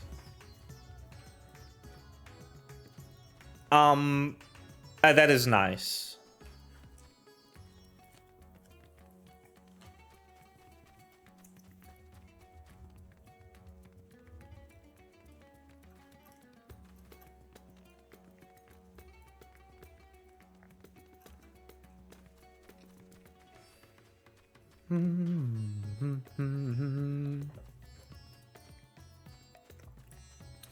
But yeah, I really don't know what phone I would get. But it's also 2 years out. I would be interested though if anyone in chat has any recommendations. Like, what's your favorite phone manufacturer? Which phones have you been enjoying? All right, I did have a OnePlus once. It was a OnePlus 2, I believe. They are fine. It's a China phone. All of the Chinese phones are the same to me. Like, all of the Chinese phone companies make about the same stuff. And they all have the same kind of like, but it's a Chinese product. Who knows what's in the OS? Which I don't enjoy. It's not a nice time, you know? Samsung, yeah. I think Samsung is definitely there. I do see them kind of become the Apple of Android, I guess. Because Samsung is doing the same thing Apple is doing. They are building an ecosystem. And you are definitely going to have the best experiences with their devices if all of your other devices are also Samsung. And they are also doing the thing where there is features that are unavailable if you don't own a certain Samsung device. There isn't a lot, it's not as glaring as it is with Apple. But Samsung phones can be remote controlled. They have an app on board that is part of the pre-installed package that allows you to remote control the phone from a computer. The problem is that the companion app for desktop is not available for download. It only comes pre-installed on Samsung laptops.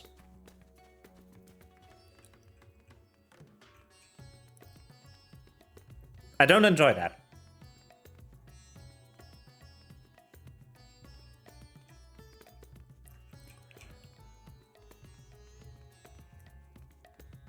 I don't know. But I can also absolutely understand if you're like a tech-minded person or you just don't want to support Apple for their past failings. Android is nice. I did enjoy...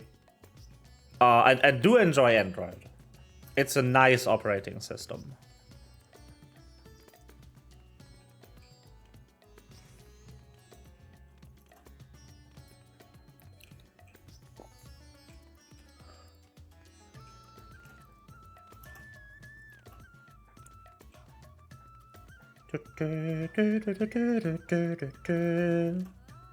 But yeah, that was the phone conversation. Let's go. What else could we talk about? I'm feeling like talking to chat. If we have the opportunity to chat.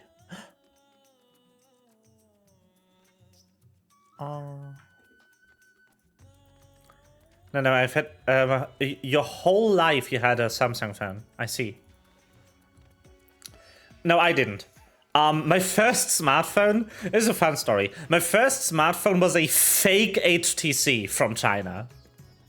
And I don't mean like manufactured in China. I mean bought in China. My father was on a work trip to China because he used to work for a company that builds steel plants. And at the time, he was part of a team where for the initial test run of the steel plant, he would have to be on site.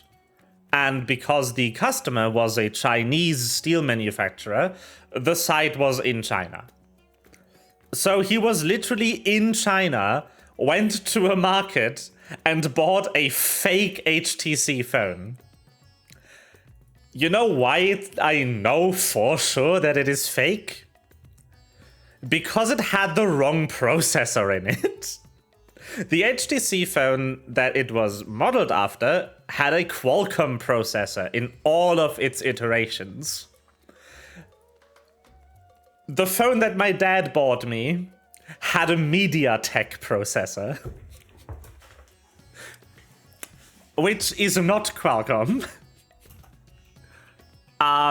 Yeah, so needless to say, that phone was not real. That was a literal fake phone. After that, I got the S3, and then, I mean, I'm talking about smartphones, not phones. I've had a Nokia before. I've had a Nokia 3310, the indestructible one. It's still alive, obviously, but honestly, there's also not a lot to break in that phone. Like, yeah, it's a crazy phone and it survives everything, but it's also like, it's the opposite of delicate electronics. Like, it has transistors that you can see with the naked eye. It's a phone, it's not a mini computer in your pocket. But yeah, so I went to a few devices before smartphones, but my first smartphone was the fake HTC. My second smartphone was an S3. And then my third smartphone was a OnePlus 2. And I think that, like, after that is when I bought my my Google Pixel 4. Which is still a nice phone.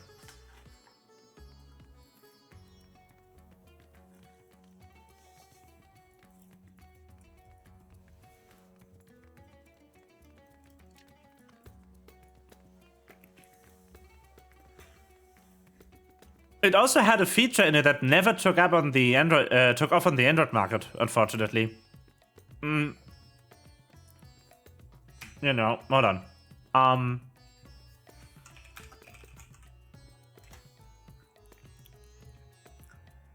So, yeah, I think I'm gonna use this image. This random website. Hold on. Okay. Let me just... There we go. So, this right here...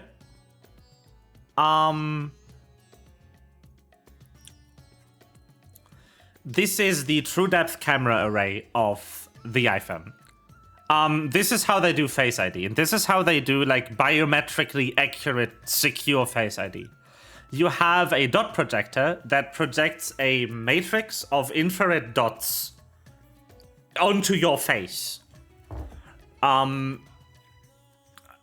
well as a flood illuminator, which floodlights your face.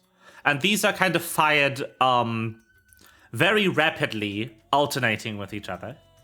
And then you have, this is actually wrong. There's 2 infrared cameras in this array. And this is actually the incorrect image. This is not how they work. Hold on.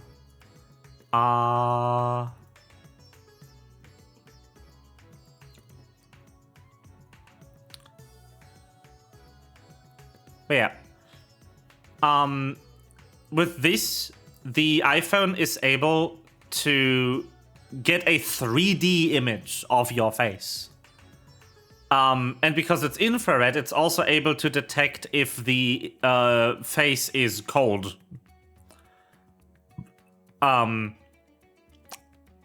stuff like that.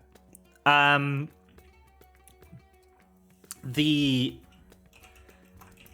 Pixel 4 actually had the same type of front-facing like camera array in it.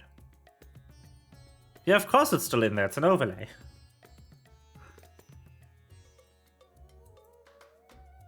And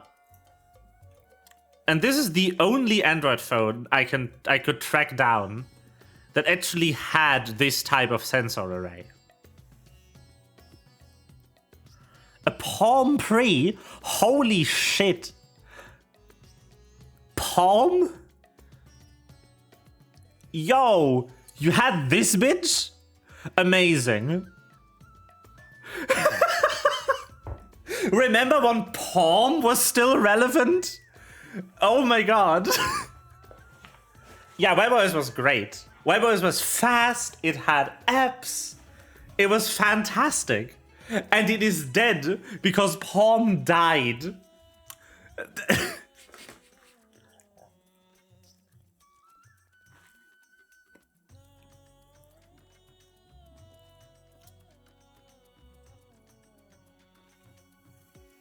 Oh my god.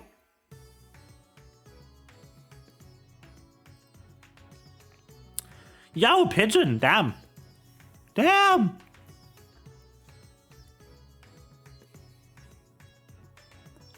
Hold on, I want to like... Yeah! Yeah! This shit is the best shit, look at it. Fucking PDA. What year is it? It's 2005 all over again.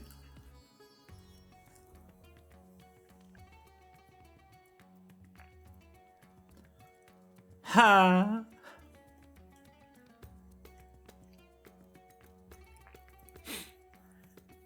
Oh, fantastic. Like, Palm was so good, and I am so shocked that they didn't survive the smart home, the smartphone,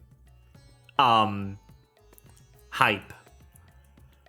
Because that is literally what they have been building this entire fucking, like, PDAs are just proto-smartphones. How did you not just slam a GSM modem in there and call it a day? Palm, you already had all the makings of a smartphone. They even had Wi-Fi in these things, as you can see. This is BBC News. They dropped the ball. They dropped the fucking ball. I'm so sad. I do not know what happened to them. I mean, they still exist. They are not out of business, but they started using Android, and their devices are just kind of bad.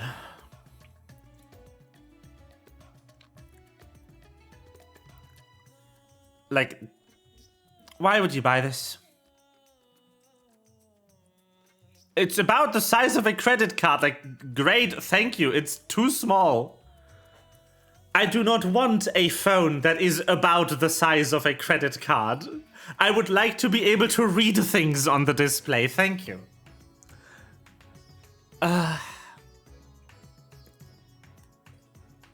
I think that is one of the reasons why Palm kind of dropped the ball, though, is because they kept in the PDA form factor.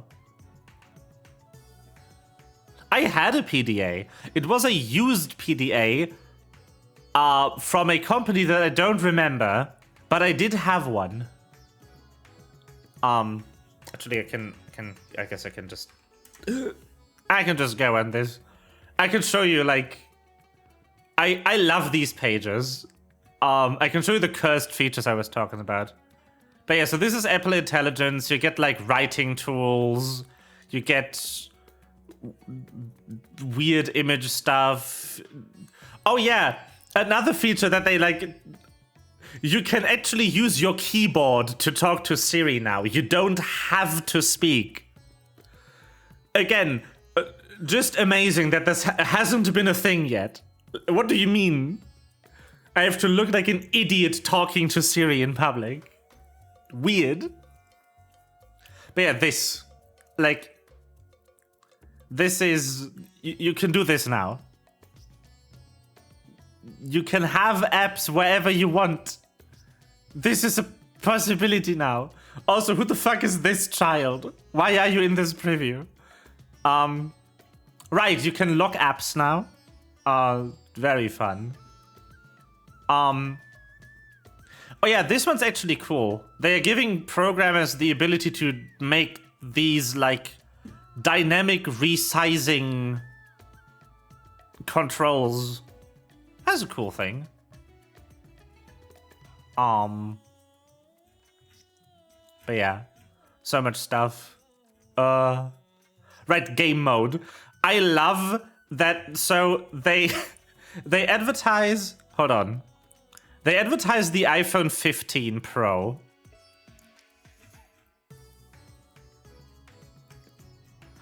With Honkai Star Rail. I'm not joking. They advertise iOS 18's game mode with Zenless Zone Zero. That's what that screenshot is from. That's ZZZ.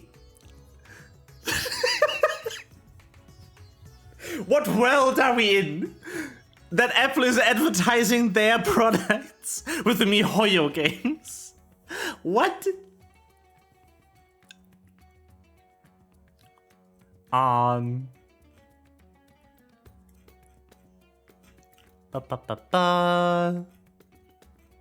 Is there anything cool here? No. But yeah, so I just wanted to show you the camera array. This camera array, the like infrared thing, is what allows Apple face tracking to be so accurate. Because the iPhone is actually getting a 3D image of your head. Again, fully on device. Like, this is, they actually built a dedicated co-processor for this. That does nothing but face recognition. Like,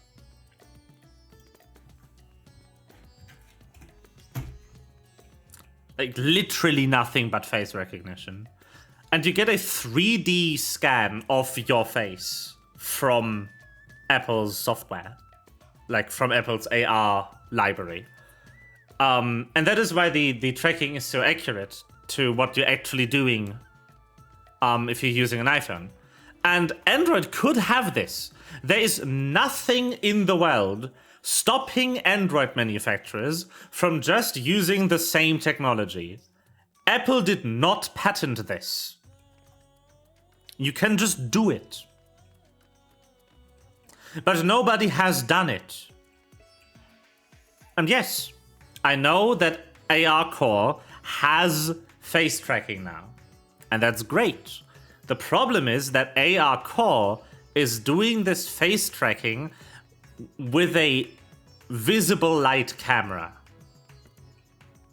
which works perfectly fine for the portion of the population that don't wear glasses. Because AI-based face recognition does not figure out where your eyes are pointed if you are wearing glasses because of reflections in them. The reason that Apple's tracking gets around this is because it's using infrared for this, for its tracking data. And glasses do not reflect infrared light. Glasses are actually almost entirely transparent to infrared light.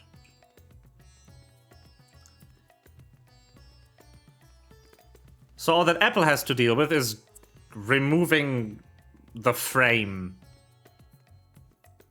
as easy enough. Again, there's nothing here stopping any other manufacturer from doing the same thing. They just haven't. And because the hardware doesn't exist in the Android ecosystem, we're not getting libraries for good face tracking. You can use a modern Android phone for VTubing. That is possible. But it's not going to be as good. If you are going to do face tracking with a visible light camera, I honestly suggest using NVIDIA's solution for it, which will consume more of your computer's hardware resources because it's running on your graphics card. But it is more accurate. It's what I've been using before I got the phone. Like, sneak VTubing advice. iPhone is the gold standard for VTubing. There is a reason why every VTubing agency in the world, the first thing they give new talent is an iPhone for face tracking.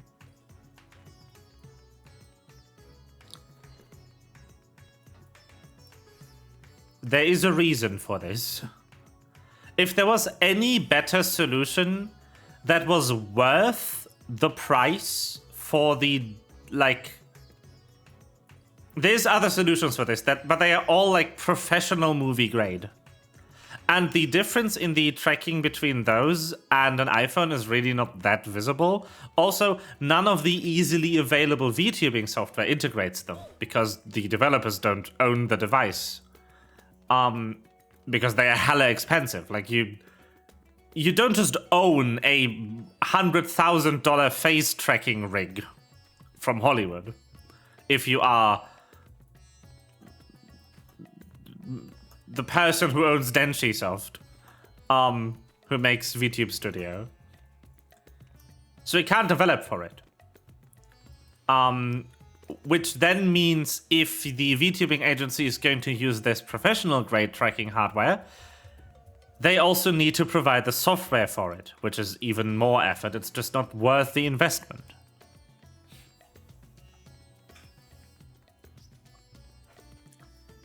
Not something that will happen. But yeah.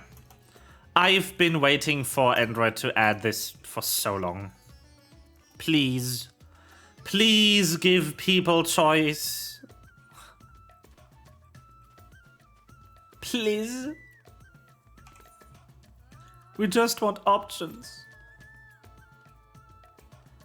I just want to be able to pick what phone I buy. Like, you know, that's another thing. I mean, I don't hate my current experience, as I've said. It's fine. But also, I would like choice. Unless I stop VTubing, I'm kind of locked into buying an iPhone at least every time the next OS version isn't going to be supported by the one I own. Because if I go over the support period, I expose myself to the risk of getting hacked on my phone. Not good. Can't recommend.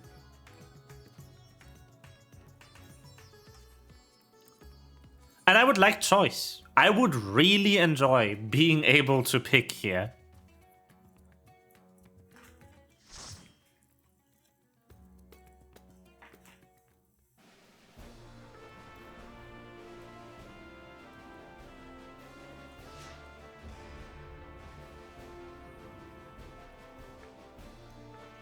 Oh, look. New map.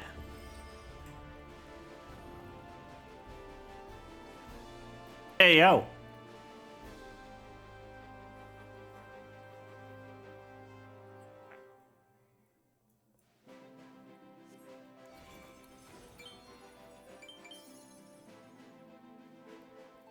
Hello.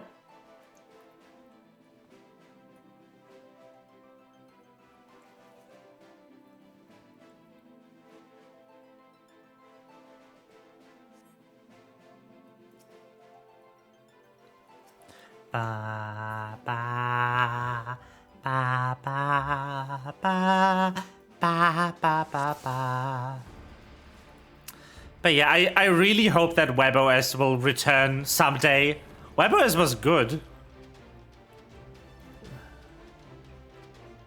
Did it have apps? I don't remember if WebOS had apps.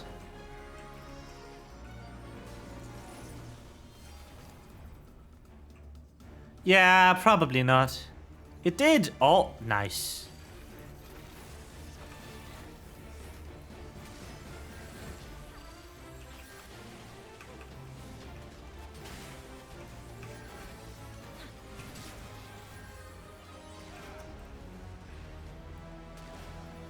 Ow.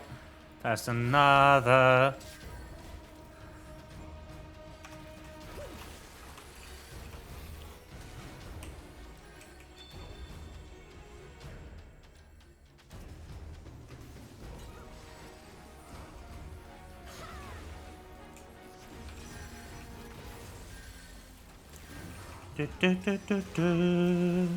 I've never won on this map. Hold on, I'll reach-chat in a second. I need to concentrate here.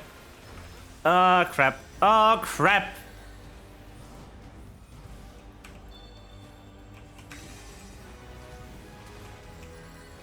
Leave me alone.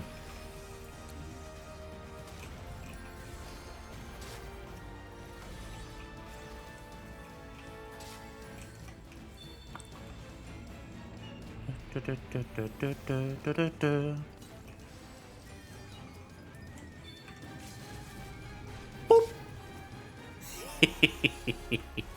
Yeah.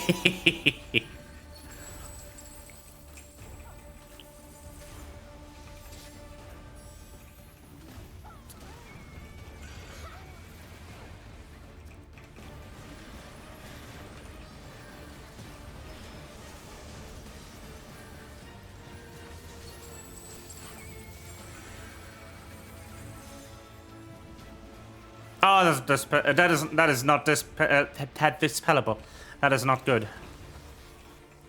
Ah.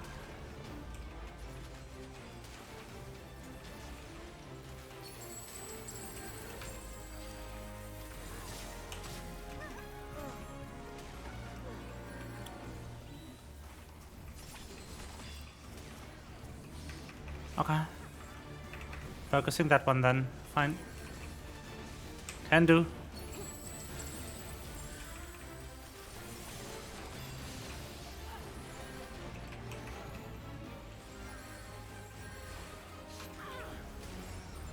Oh, I shouldn't have stayed there.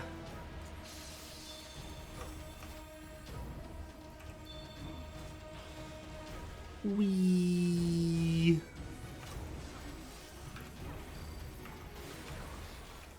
Yeah, you're dead.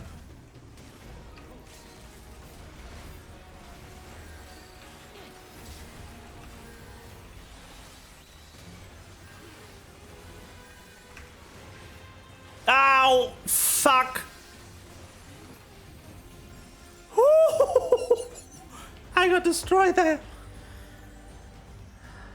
I was the first one to use the a web app style simple apps and less for complex stuff, so that purity from iOS was easy. Ooh. But HP brought Palm and then killed it 1 year later. No. You can find WebOS at the core of some of the smart TVs, but it sucks. Ugh. It feels like they just took the name and not the actual software. Oh, why are you targeting that person? I mean, I guess we can.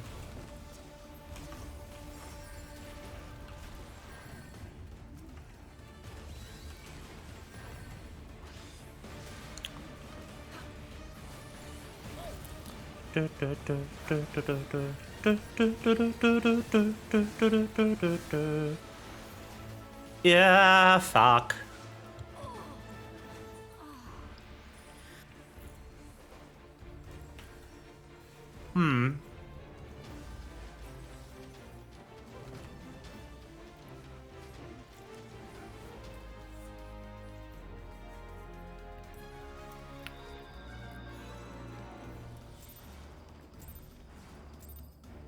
This is fine.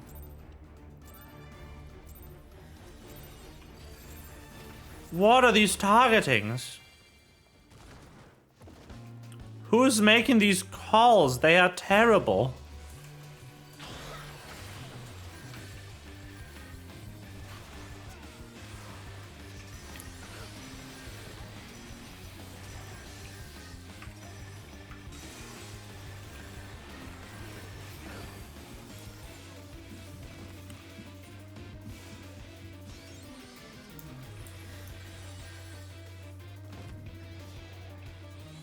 Nah, mate.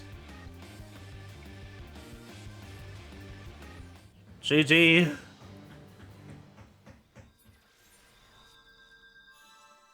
What?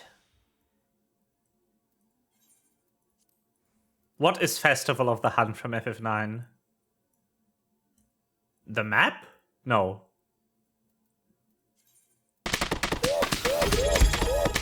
GG!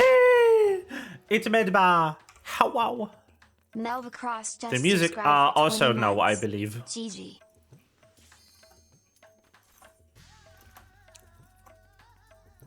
I should get something to drink.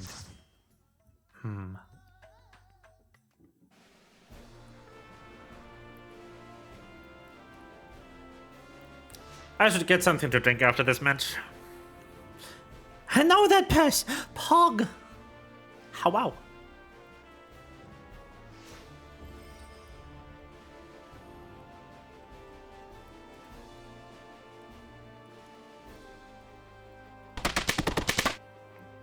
I would love to drink, but I don't have any. I cannot.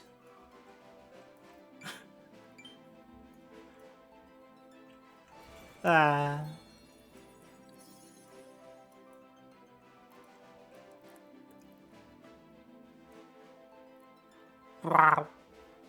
Objection! Yes, objection indeed. I can't believe we're finally getting both Edgeworth games properly translated as well. It's happening.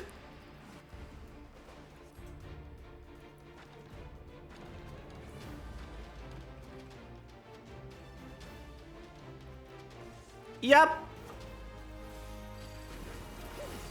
Spoken like someone who hasn't seen the direct.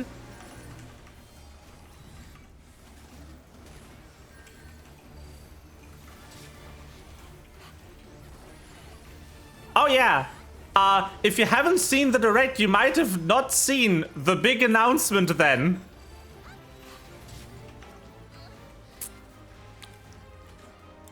Unless the internet has thoroughly spoiled you. Where the fuck? Why are you chasing? Why are you chasing them? What in the actual shit are they doing?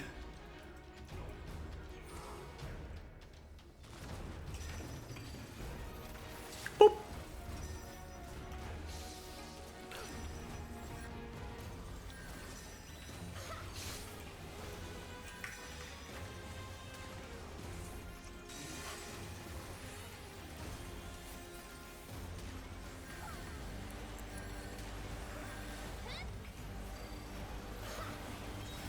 That is called overchasing, my teammates, and you should not do it.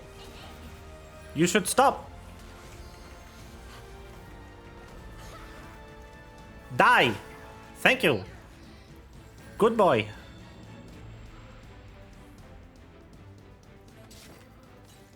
Honestly, I can't even really complain they are chasing because it's kind of working. Low key.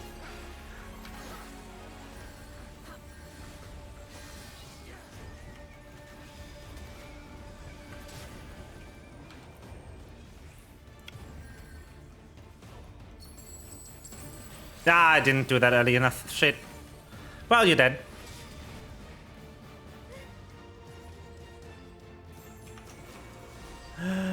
GG. Easy match. I can't even complain about them chasing because it worked. The enemies were not on the point the entire fucking game. Look at this. The person who was on the point in the enemy team the longest was on it 38 seconds. Fantastic. I'm gonna go get drink.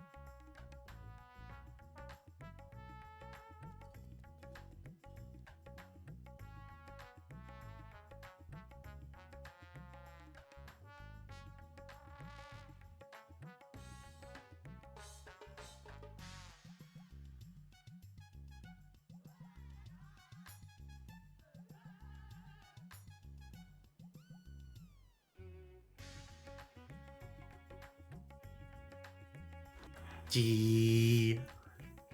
Stair? Yes. I'm on a staircase. You are correct. By the way, Melva, going to extend the same invitation to you that I extended to Sona. I am on my Discord right now. I am in a server where that people who have the role to be stream guest can join. I've given this role to a couple of people. You should be able to join if you want to.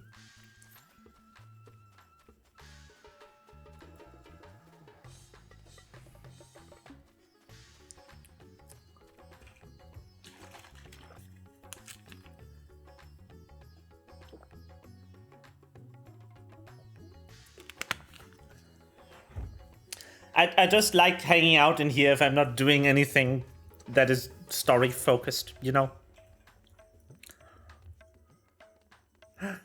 I see. Rip. Ripped.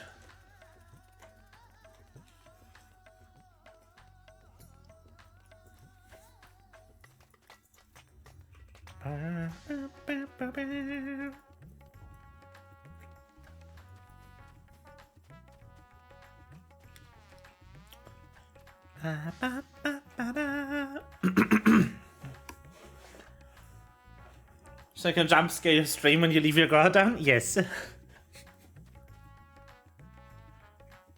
You can also jump scare me. Like, I don't get notification sounds when I'm streaming, so I need to be vigilant if someone joins the room. Pikmin. Pikmin.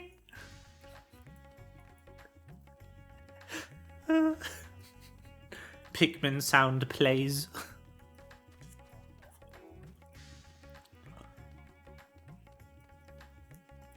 Ba ba ba ba ba.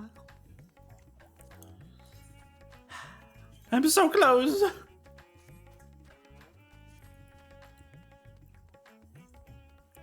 I'm having a surprisingly good time in PvP in this game.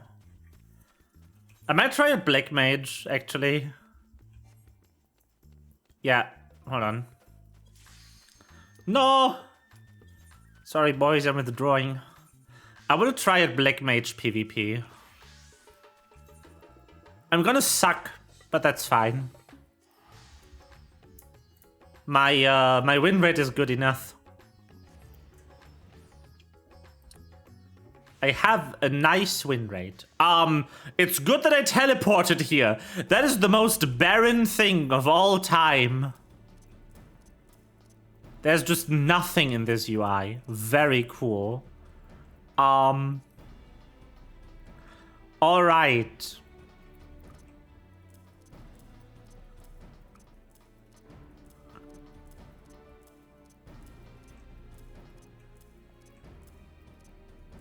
What do we have? We have fire. We have ice. Okay, what do they do? Still mad. F. Deals fire damage with a potency of 4000. Requires no cast time and cast on the effect of Umbral Ice. Afflicts targets with a stack of Astral Warmth up to a minimum of 3. A maximum of 3.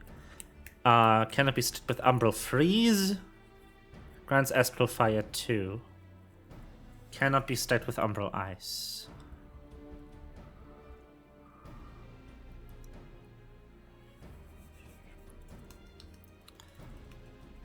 Same thing. Okay.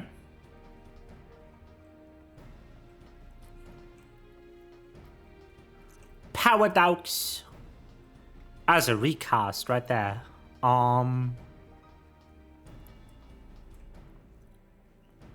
Okay.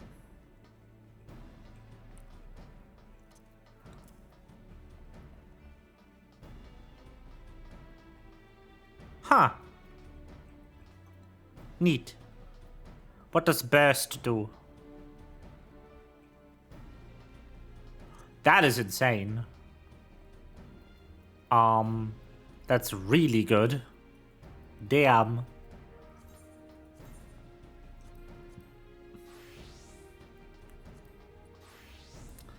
Hold on. Need to look at this. I need to have the important buttons in the same location on all classes, or I will press them incorrectly. Purify goes here. Recuperate goes here. Sprint goes here. Let's lose the correct sprint as well.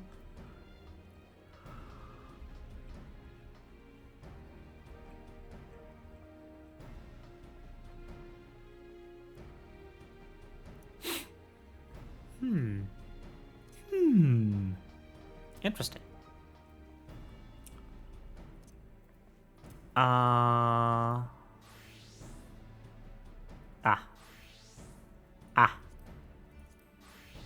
This way round.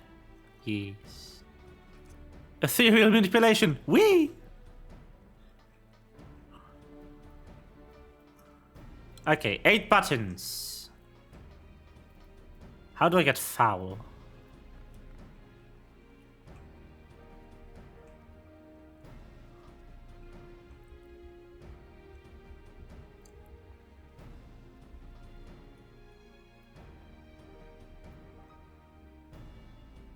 No.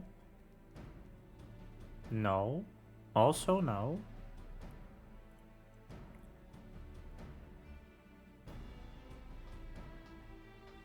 Ah! Interesting.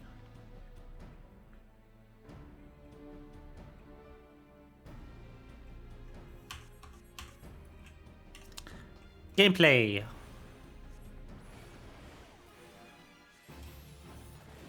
Okay, this is actually stationary.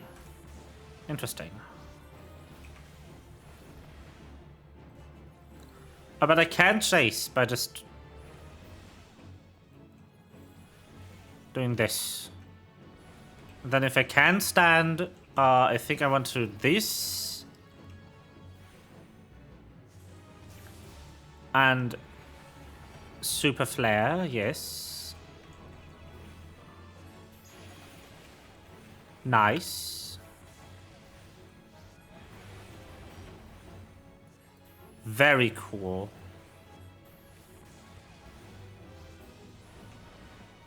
With the Dobux class I want to play for Dawn Trail. Neither I will play the Saurian Sage because of comfort, but I want to play DPS. Yeah. That animation though? Yeah.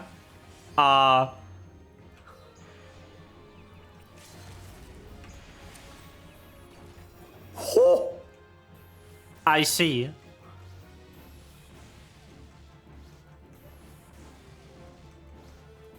Very cool.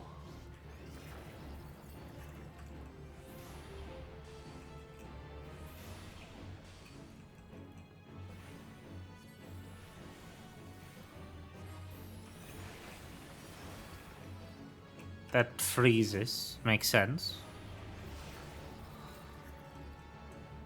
Burst is nice because of the barrier.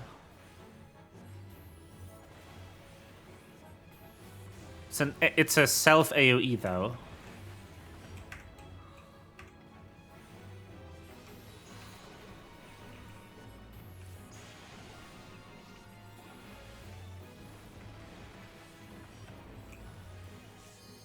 Interesting. Then this just creates boom. Oh, it also updates these. Oh. Oh shit. I can really fucking destroy on Black Mage if you get your combo going. Fuck. Okay. Okay.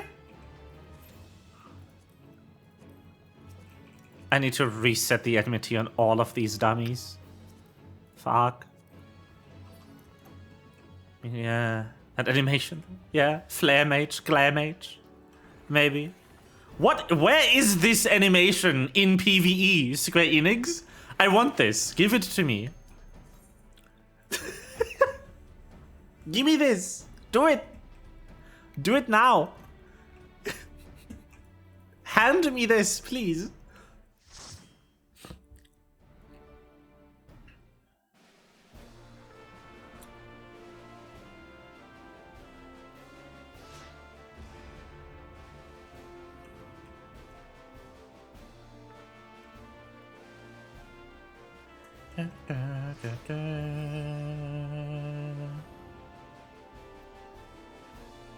This game would still be fun with PvP kits and PvE. Yeah, we talked about the discourse earlier a bit. About how people are complaining again. Oh, I forgot the... No! I need hello. I need hello and good match. And sorry. And thank you. And nice job. And group up. And a moving crystal.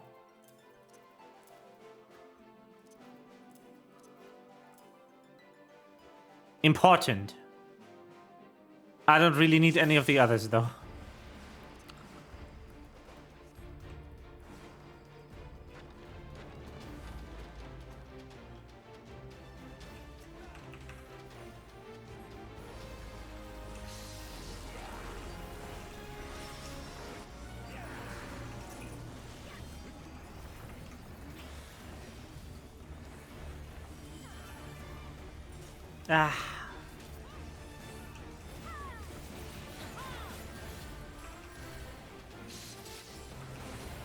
Fuck me. Oh, wow.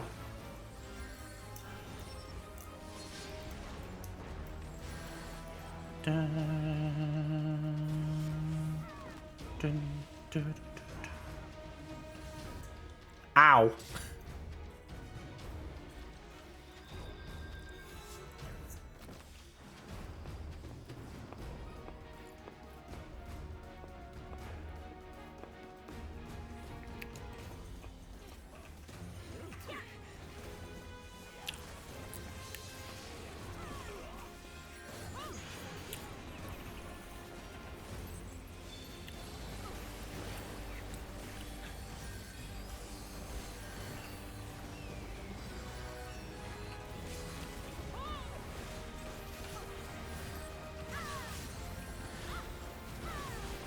Ow.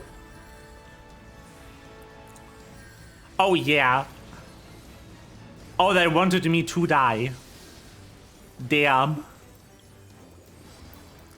I'm not getting the hang of this class yet. Shit. I should have whipped this out at front lines instead, where it doesn't matter if I perform. It's coin flip anyway.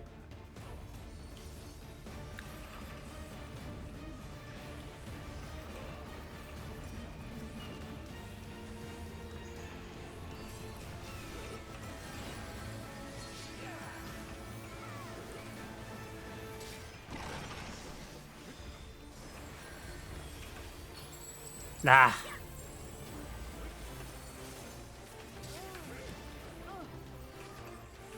Ah! No, I did that wrong. Fuck.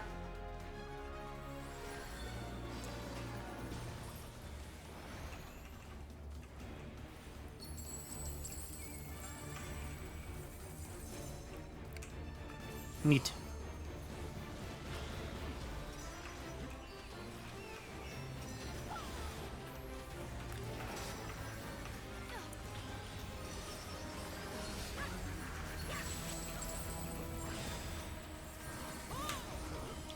Come on.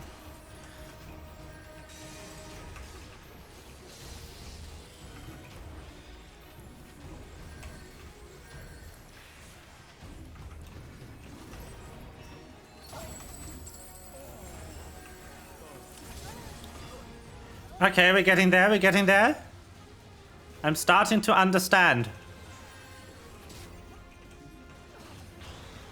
Not enough to get kills yet, but at least enough to assist my team.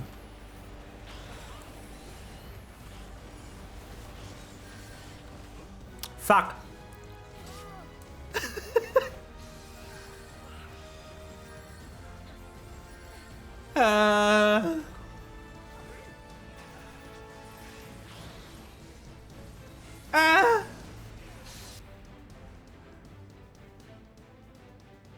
But the thing is, like,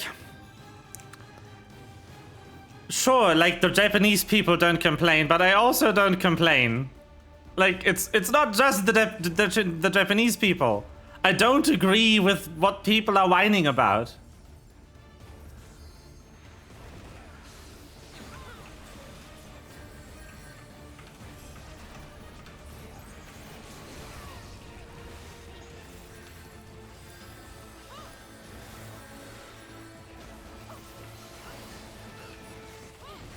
Ah, fuck.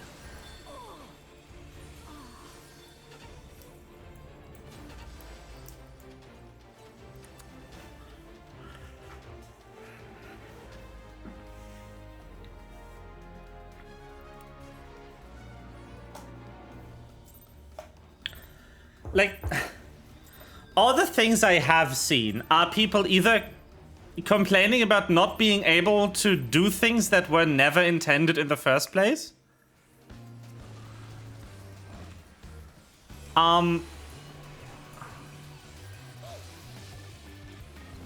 Like paradox rotation.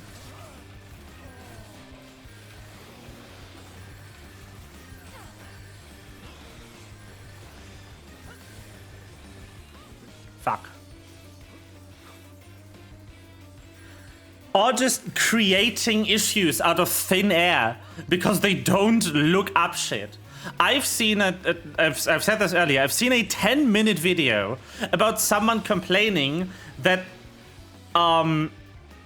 that they apparently they moved the release of the crafted gear back to the same day Savage release. It's like it's been that literally every fucking expansion.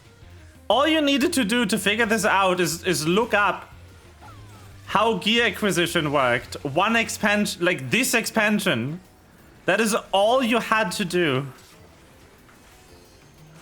And you haven't done that.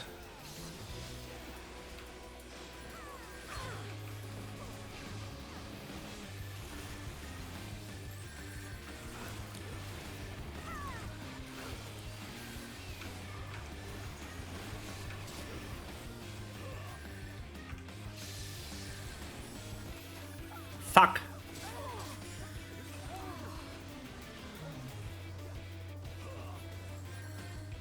The heel strike forum post? What?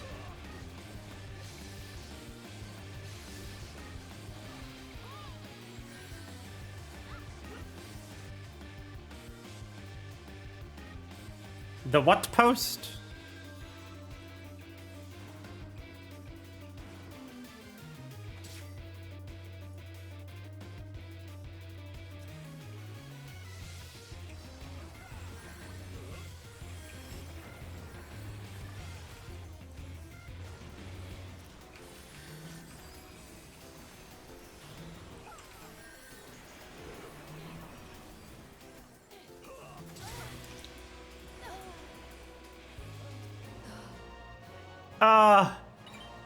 We won somehow.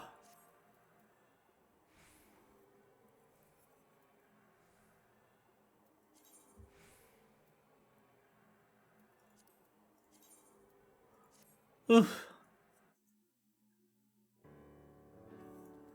Some healers go and strike because the Dawntrail dungeon got cleared without a healer.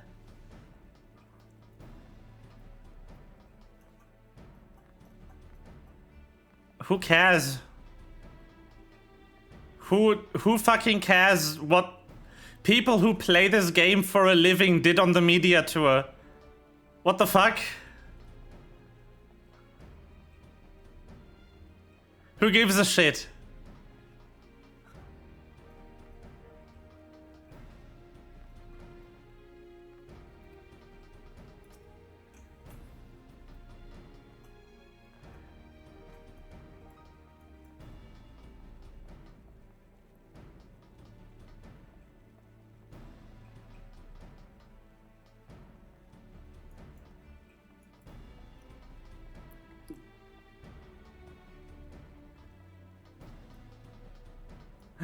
Hello, Lim.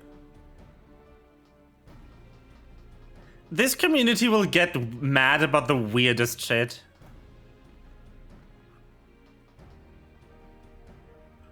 Oh no! Highly skilled players managed to win the easiest content in the game without one of the classes. Crazy.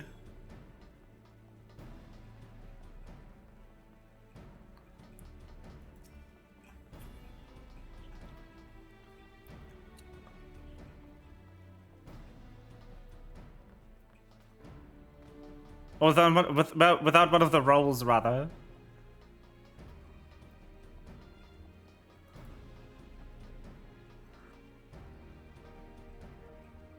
Also, like, the Dawn Trail dungeon. Which Dawn Trail dungeon?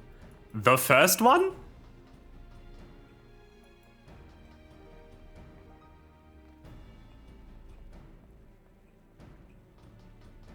Yeah.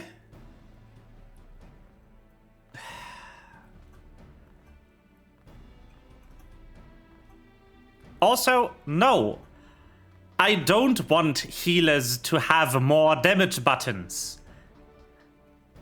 I don't want this game to devolve into every role is just DPS and everything else is auxiliary.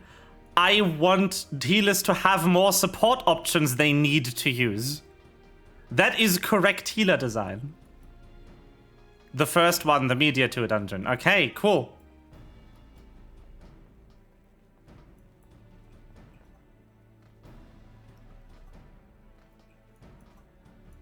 So it was a press dungeon as well.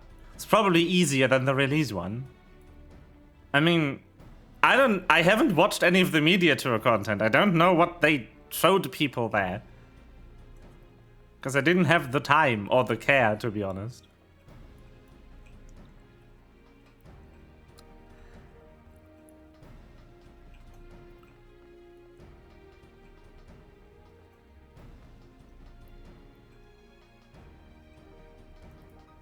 Like, the worst thing they can do, in my opinion, for the game design for Final Fantasy XIV is to make all of the roles DPS but.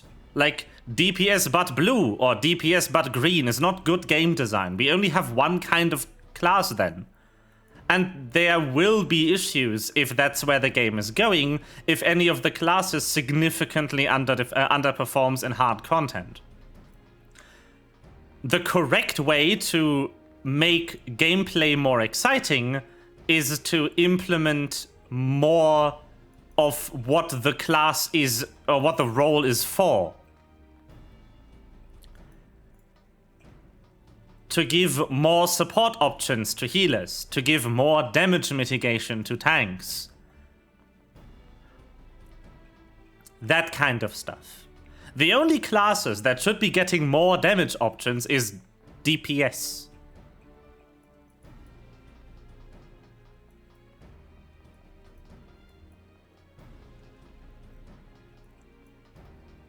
You've deleted 2 of your pinnacles? F.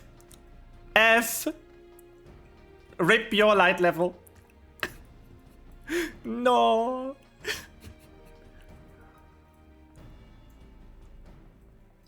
Yeah, exactly. And again, there is a complex healer in the game. It's this one. I already, on Astrologian, do more than Glare Mage and a single AoE heal every 30 seconds. I need to manage all this garbage, which they are also reworking again, coincidentally, but I do like the new one as well. And the RNG portion, or like at least the OGCD management of Astrologian is quite, like, intense. It does take a significant portion of my time in a raid. And I do find myself in the position where I am sometimes struggling to actually play them optimally because I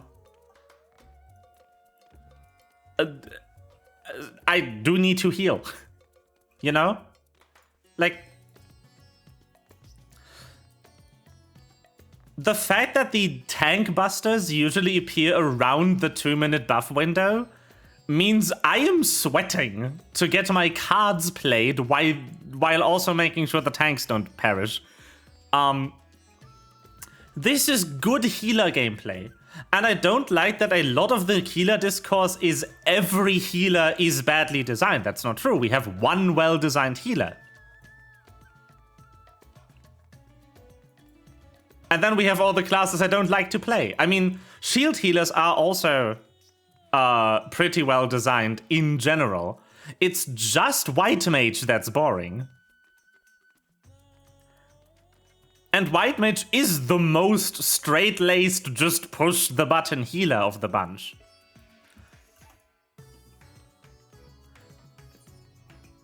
I mean, it depends on what content you're used to doing on it. White Mage is fun.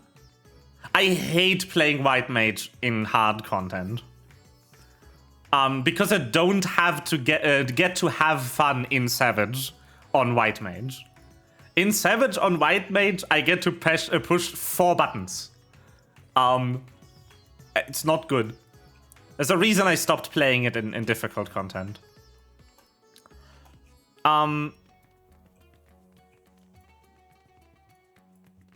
Yeah, so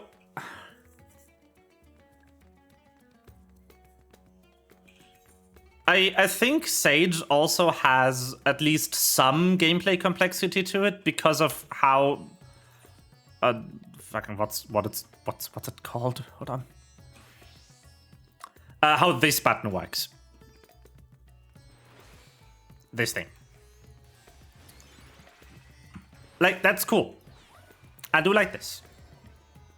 This is good shit.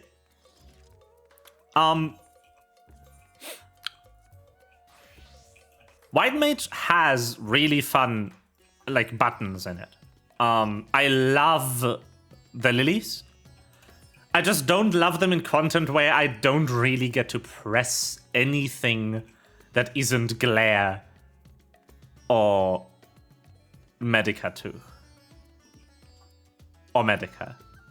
And that is how Savage Healing looks for me on Astrologian as well.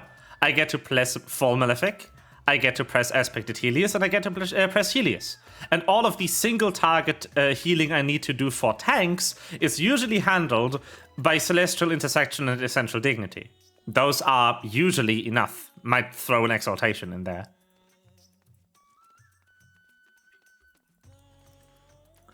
The hottest healer? Yeah. Animation-wise, they are all good. We're talking, like, purely about how fun it is to play them in high-level content. But, like, yeah, the healer discussion, I was never really on board for that either. I do have some complaints for healing, and I know that a lot of people who don't play healer in Savage fucking all the time, like I have for the past 3 years. I do understand why people don't understand my opinion on the matter. Because if you're not a pro healer yet, I discussed it by me calling myself a pro healer implicitly here, by the way. If you're not really, like, good at the gameplay yet, the learning portion of it, the figuring out what to press when, is enough excitement for people who are new to Savage Healing, especially, to be happy with how healers are designed right now. The problem is at the point where you don't have to think anymore, it becomes kind of... Ugh.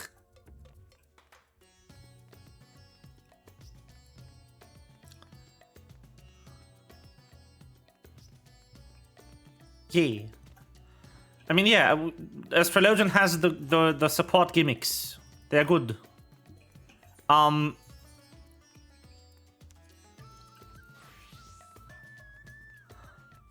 Swift cast glare.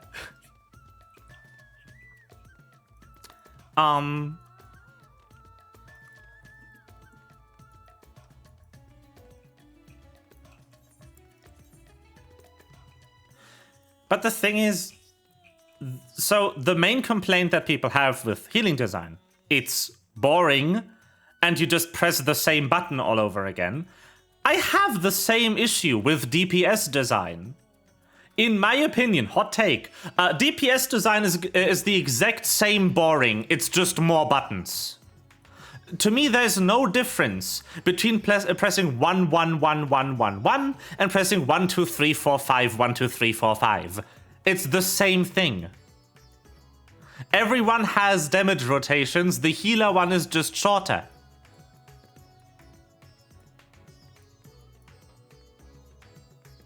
The damage rotation on every class in the game is fucking boring. Because there's one way to do it optimally, and that's the one you do.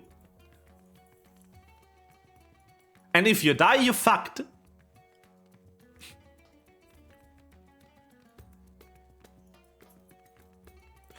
And I like how it feels to play Red Mage.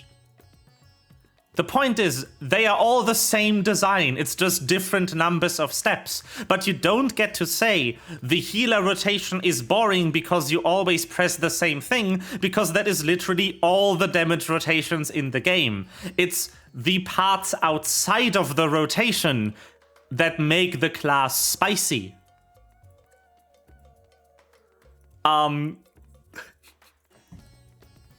It's what you do when you're not rotating that is the interesting part of the class gameplay.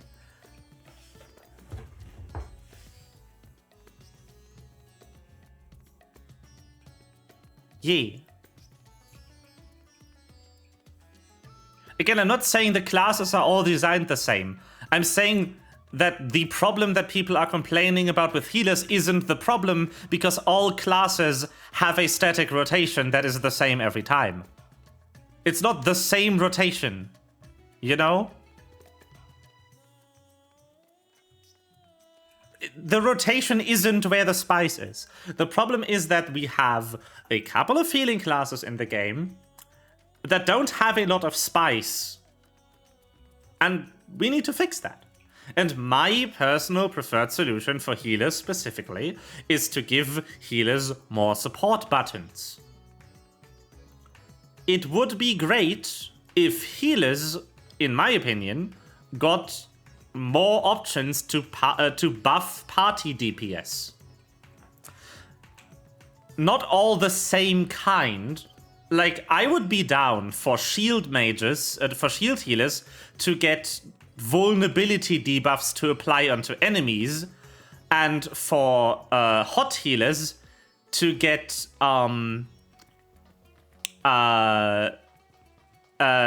buffs they apply to the party.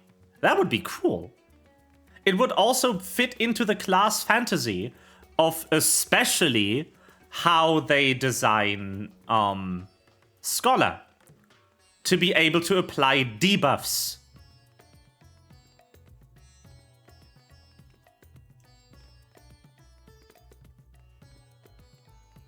Yeah.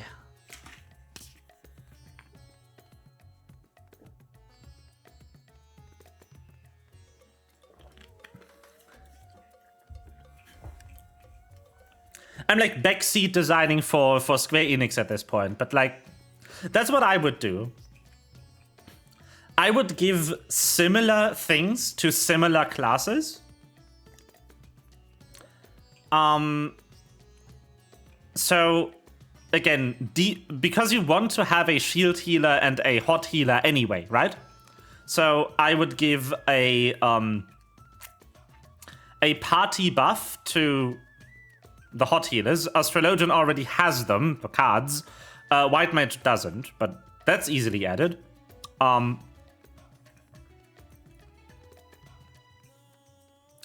then for the shieldies, I mean, literally every scholar I've ever met has complained about them taking away the dots in Shadowbringers. So why don't we replace the dots with vulnerability that you can apply to the enemies? You know, kind of in the same vein as Trick Attack. It's not like it's out of the question. We have classes that do this with Ninja. We have classes that debuff the enemy and make it take more damage instead of making the party deal more damage. Also, if I am being honest, okay, bye. The class I see the most as just straight up just damage in the healing roster as White Mage.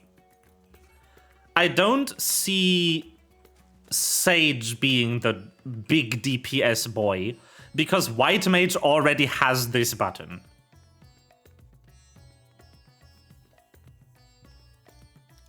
White Mage is the class where it would feel the most natural to find big fuck off just instant damage button in the kit. Things that you press and then they deal damage, because White Mage is also the class that has all the buttons that read press this to get big heal as the class design. It would fit very well hand in hand. If you don't want to have classes do the same thing, you could keep the buffing the party gameplay on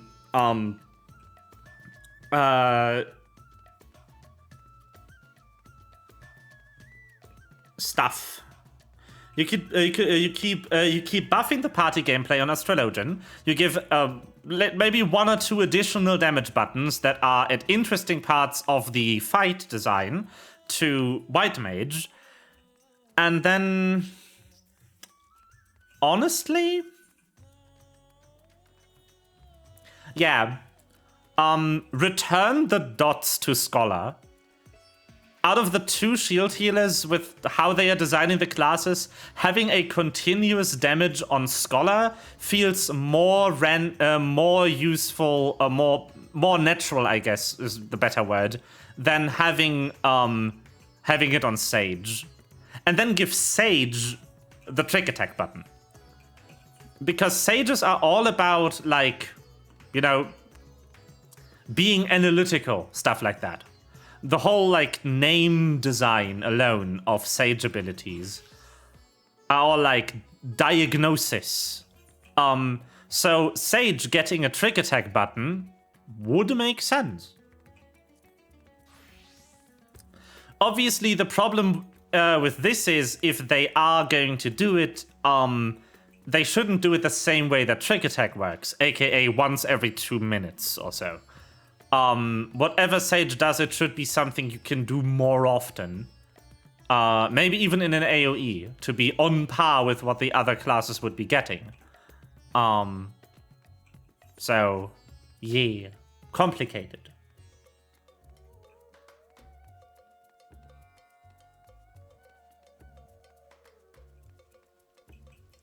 Complicated.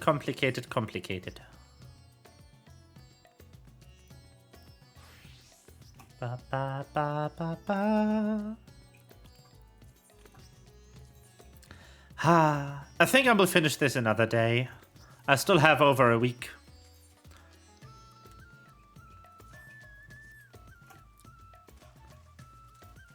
But yeah, that's my opinion on class design. I can't really speak on melees because I don't play them. I despise melee classes. I think they suck, but that's personal opinion. It's not something that Square Enix can fix. I just don't like being in close combat.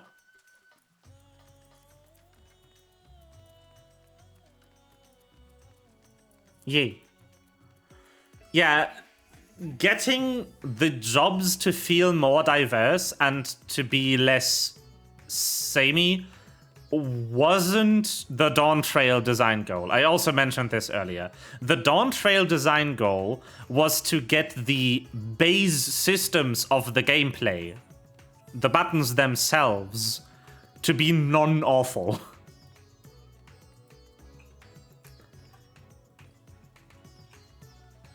Which is why we are getting the single button combo button for PvE now.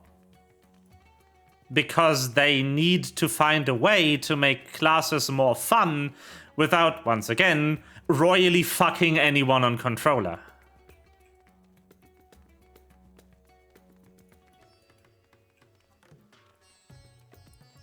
Yeah.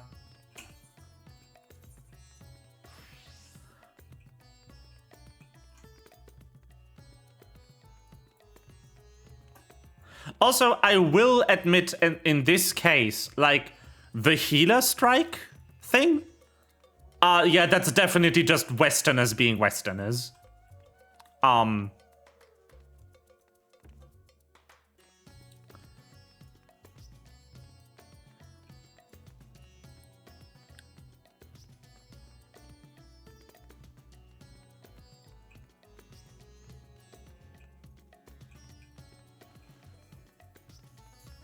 That is definitely a case of Westerners are being weird. Like, fuck.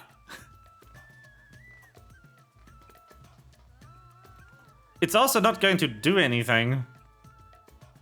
We don't work for Square Enix. And one thing I have noticed about Square Enix is they are very good at gauging, like, general public opinion instead of just listening to the loud voices. There has been so many cases where there has been, like, outrage on the forums or on Reddit about something. And Square Enix didn't change it because they recognized that that's maybe a couple hundred people complaining about something that either the entire remaining player base likes or doesn't give a shit about. And it is well within the right of Square Enix to just ignore those people and focus their time on something more important.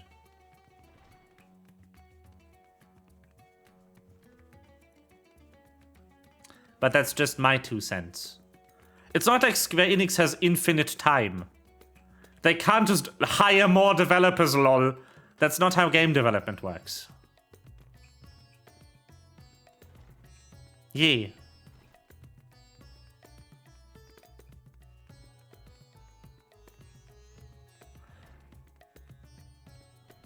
But yeah, this isn't like a matter of public injustice. We are not being mistreated by Square Enix as employers.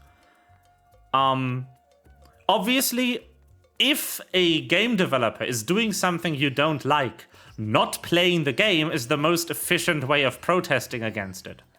However,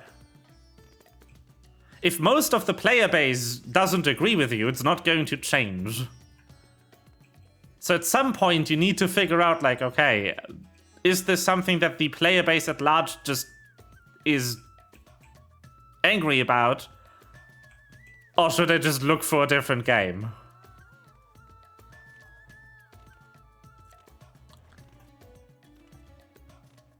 You know? Like, there is a reason I stopped playing League of Legends way before Vanguard. It's that while I do enjoy playing the occasional match of ARAM, I don't really like the game. I feel like Riot Games has been doing a lot of gameplay changes that made the game less fun for me. I don't like a lot of the newer champions. I don't like how much they appear to struggle with champ design and balancing, and that's why I dropped it. Because ultimately, at the end of the day, if the game is no longer fun for me, I should go play a different one. I know, hot take. Stop playing the game that you don't like. Amazing. Obviously, this isn't like, don't complain about the game, just play a different one isn't good either. Like, you should voice your complaints to the developers. But if it doesn't change because the vast majority of the players don't agree with your opinion, then it is time for you to move on. If there is something in a game that most of the players don't like, the developer should definitely be changing it.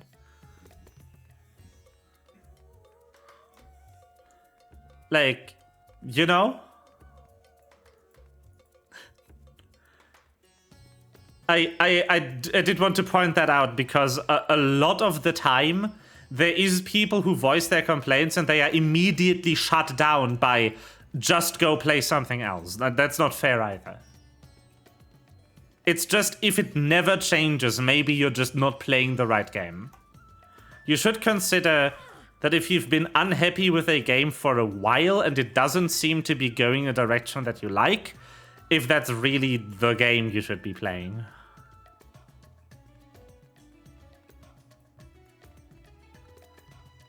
Yeah, no, it's the forums. I mean, it's good if it's on the forums, because those the developers actually care about. That's something that also... Every time I read, like, a rage thread on Reddit, I'm like, this isn't Riot Games. They don't read the Reddit actively.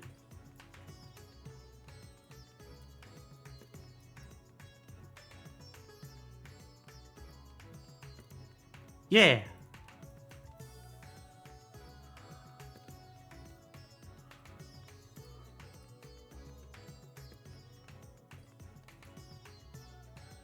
I mean, but I do agree with that, because that's what I'm doing. I don't like playing healers in dungeons, so I play Savage. That is literally what I'm doing, though. I mean, that is definitely hinging on the assumption that, healer in dungeon is boring or bad for the person complaining because it's too easy. Which is fair. Dungeons are not hard to heal. Because it's a dungeon, it's not hard content.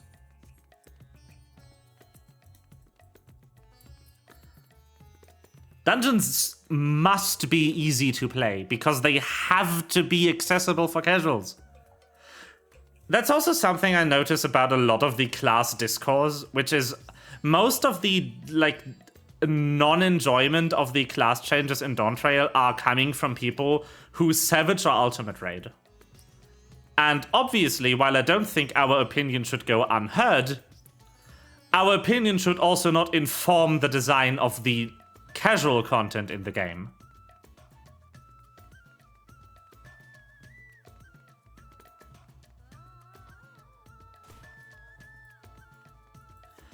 What we as people who play the second hardest or hardest content in the game think about the class design should not be taken into account when designing casual content. Because that content, frankly, is not for us. We are the wrong people to query about that.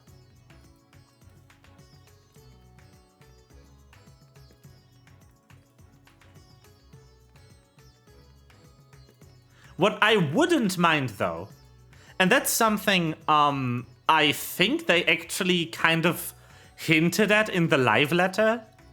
One thing I would really enjoy would be actual hard mode dungeons. Like, not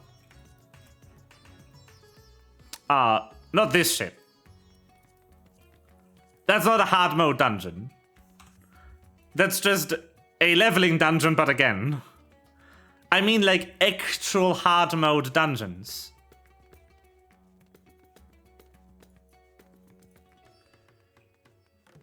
Like, hold on. Like this shit.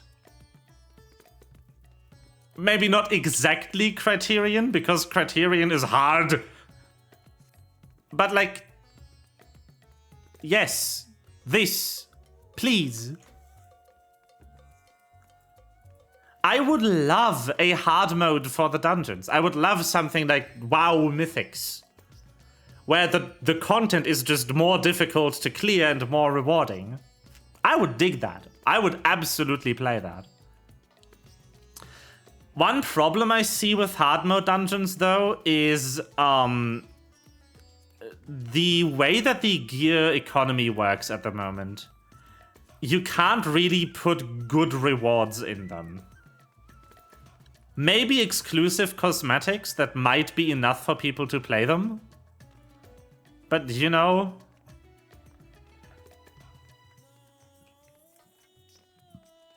that's something I feel they have struggled with when they designed the Criterion dungeons as well. The only reason to go into Criterion is to get the cosmetics in there. and the bragging rights for having beaten it on Savage, I guess. But there's no gameplay rewards in them, because Criterion is in between the raid content and expert and extreme trials, which is at a point in the gameplay where they can't really put any gear because we already have that gear. It's the small tone gear.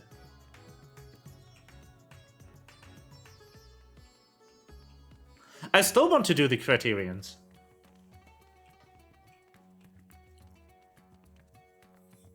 I did go into there once or twice, and I want to do it again. But preferably with people who actually enjoy doing it instead of someone who complains the entire time.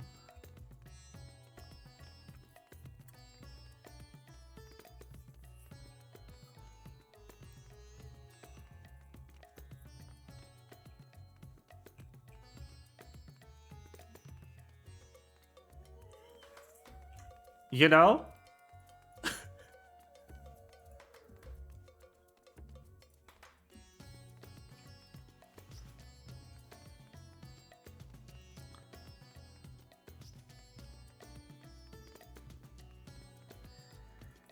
I must once again bring up a point that I've already said this stream, which is one of the most valuable things that League of Legends has taught me is how to keep my cool in a video game.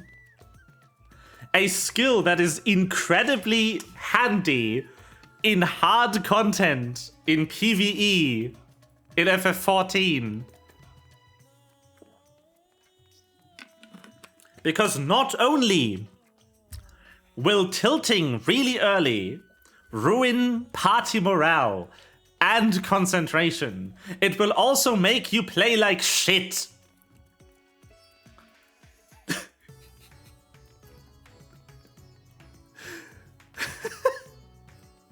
Yeah, I know, it was really ragey back in the day. I barely remember. But I brought this up because I lost a few matches really badly in PvP. And sure, I will get upset when I lose in the moment because I am losing. But it's not something I carry outside of the match, and I don't get ragey. Unless someone is hard inting. Holy shit, I had that once. I had one time where one of my teammates would really just go in and die the entire match. That made me angry, I will admit that. But it's not an anger I carry outside of the match. These are done in, 8 minutes, if you're unlucky and the overtime goes forever.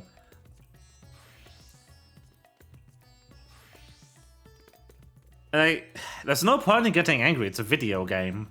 It's something you're doing for fun. I'm not forced to do PvP. I don't care about... I don't care about this. I care about right now because I'm level 23 and it's right there. But I don't like this outfit. It will go into the fucking box and I will never look at it again. I think it's ugly. I played PvP because I like it. Not because I want the gear. If I played PvP for the cosmetic exclusively, what I would do is force myself to play Frontlines daily for 40 days and then never touch PvP again.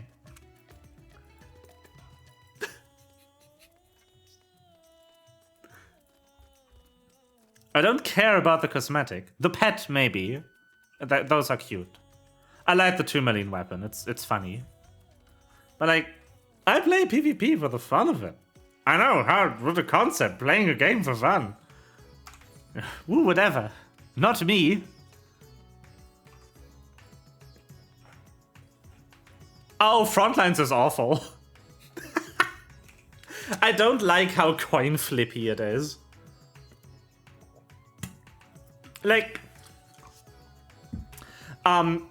I won my Frontlines match today, today's C's. 700 on my team to 360 on the second place. And last place, Twin Adders, of course, had a whopping 46 points by the end of the match. I did not forget the hundreds position. They had less than 100 points. I am so sorry. We even let them have a 5-star point as a treat. And then we took half of the points it gave them by killing them.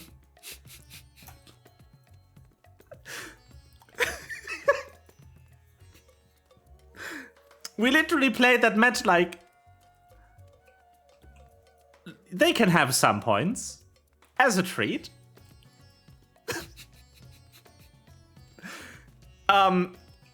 Twin Adders was at 0 points, or close to 0, like blipping up to 2 for a kill and then going back down, for the majority of that match. I do not know what they were doing, but I can't imagine those 24 people were having a good time. Poor bastards.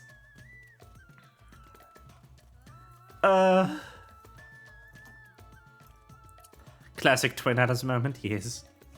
But yeah, I will surely get this done before Dawn Trail launches. If I have to, I will just spam this on Monday, I guess. But yeah. I mean, technically, if I win all of my matches, this is like, what, 14 more rounds of Crystalline, and I'm done? Hold on, let me consult the Malmstone calculator. I am at level 23 with 2,600 experience. There's exactly 14 wins. It's at most 18 matches.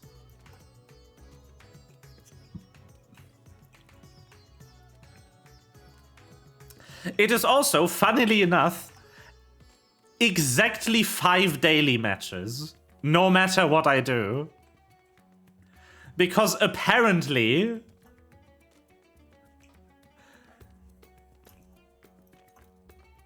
No, that can't be right. The daily bonus is 1,500, and then for winning?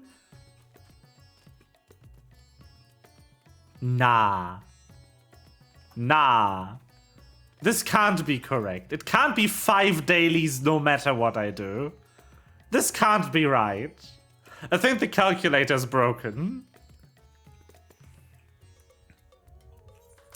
PvP roulette will not get me there in 3 days. I need 7,500 points for a level up at this point. And PvP roulette will get me at most 3,000 for a win. That is more than 3 days. It's 5. It's 5 wins.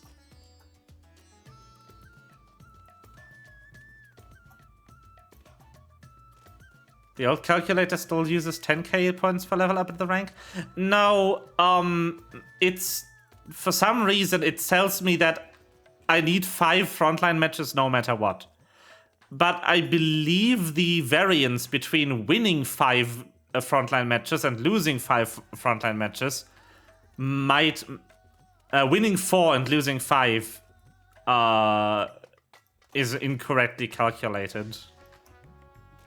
I'm not sure though, actually. I forget what you get for losing. I think it's 2,000?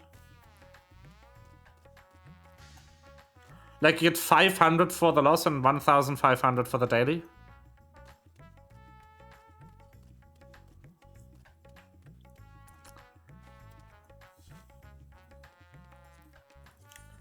Like, the 2,000 times 5 is 10,000.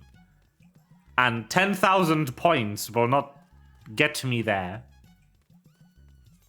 What is it doing? It is correct that it would take 5 wins, though. Was that did you relate it till I got the ugly armor? Understandable. But yeah, no, I'll just play the daily tomorrow.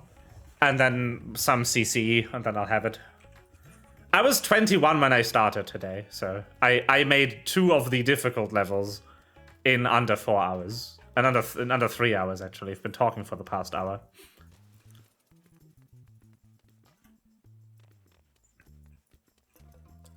This is not hard.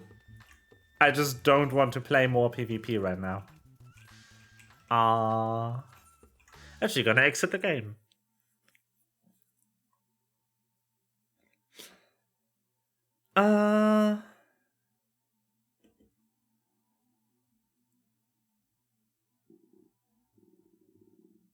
Thanks, PvP. Yes. I can hide the Pog now. Goodbye, Pog. Do I log into StarRail for fucking exactly the new simulated universe and nothing else because I'm done with my dailies? Or do I log into Destiny for equally as much content?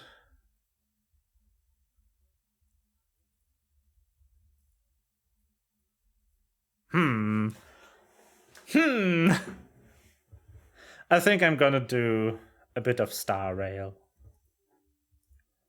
Have you pulled for Firefly? I have attempted. Yes. I have tried.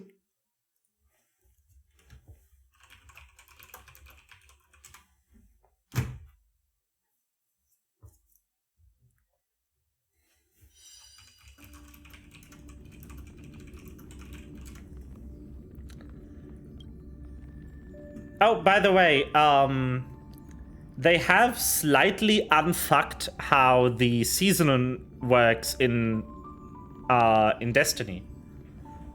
I will be streaming the weekly season thingy next week for Destiny. But then there will be 20 days of downtime until the next portion releases. So they are still doing a sort of weekly release cycle, just so that we get something else other than just pure grinding to do every week. Just some story content, which is nice. But it's no longer you have to play every week for 3 months to not miss any content.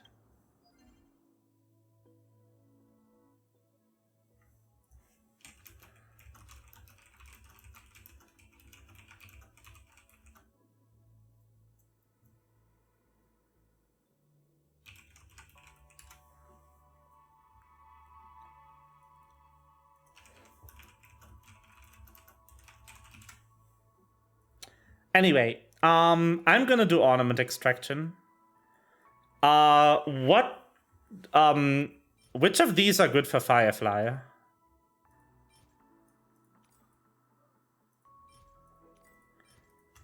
might just look it up, but I will get Destiny again once I have a job. Yeah. I mean, you can play most of the content for free. It's just the new one is paid for, unfortunately. Forge set, the new one. This thing. Speed. Oh. By the way, I did use your Firefly earlier. I have a question because I didn't read her stats. Is the super break damage intrinsic, or is that like the light cone?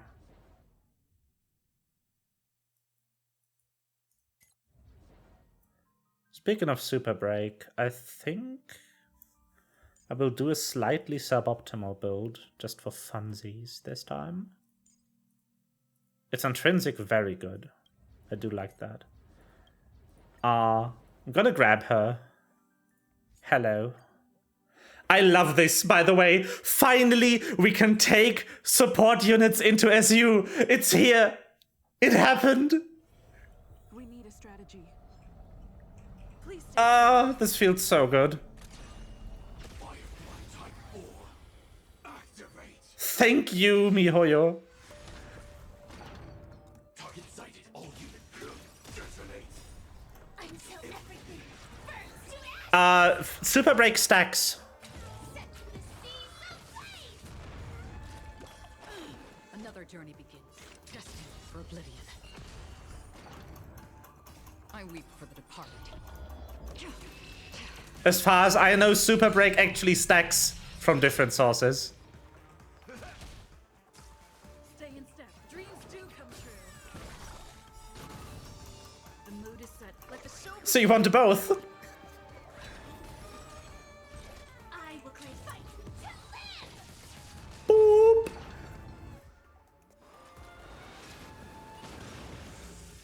Attack detected. Nice psychic, my friends. Bonk.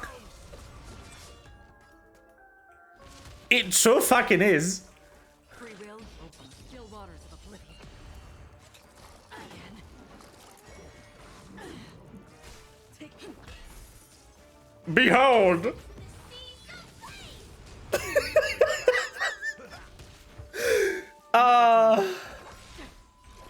I weep for the departed. It too shall fall. This is so dumb. Look at this. Who thought it was okay to put this in the game? Stay in step. Okay, she's going to lose her funny suit. Never, apparently.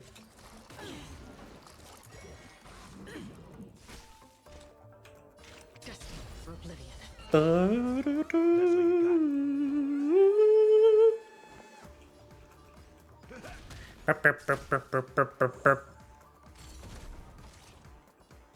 Ah, she lost her funny suit. Let's go.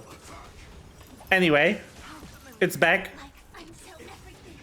Burns to ashes. I mean, I love her set. I tested her in the test play, and I was like, fuck.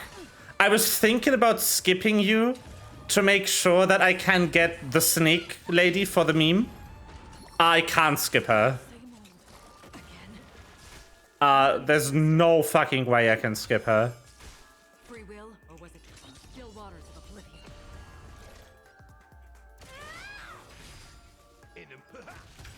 Nice psychic, my friend. But the only reason I'm going to be pulling for Jade is because she has a snake, and I have to. It's the law. One more time! Whee! I'm so everything. Burns to ashes. Yeah, I know. I'm stupid. Destined for oblivion. I mean, honestly, I can just auto this, I guess. Departed. I realized as soon as I pressed this, like, wait, super break damage. Hold on. Set to the seas of flame.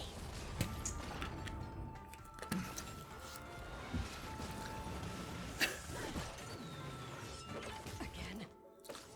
Do, do, do, do, do. Can you chill? Again.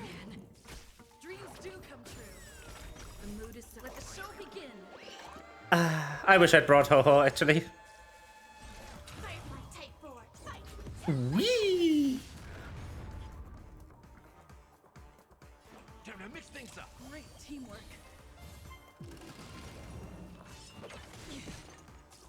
Another journey begins. Bonk. No, she's in sleep. It's gonna run out. No. Anyway, goodbye. My OP button. Get messed up. Let's improvise.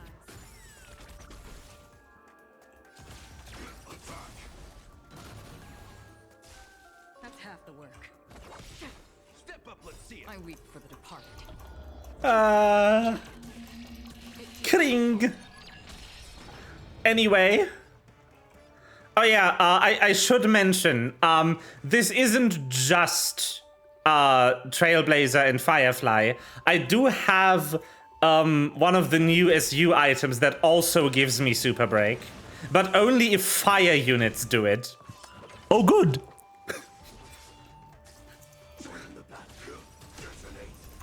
I'm so everything. Burns to ashes. Oh, look, a fire unit. Seas of flame. Rhythm get messed up. Attack detected. Neat.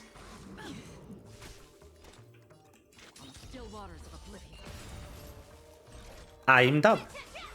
In the mood Anyway. for another beating? Firefly Type 4 in I have an inkling idea that they might have if in mind when designing that item. You know, I don't know. It's not like MiHoYo to release items that or to release challenges that are geared toward the gacha characters of that tier. Me when I pretend to not understand how this game is designed. pleasure to meet you. They would never.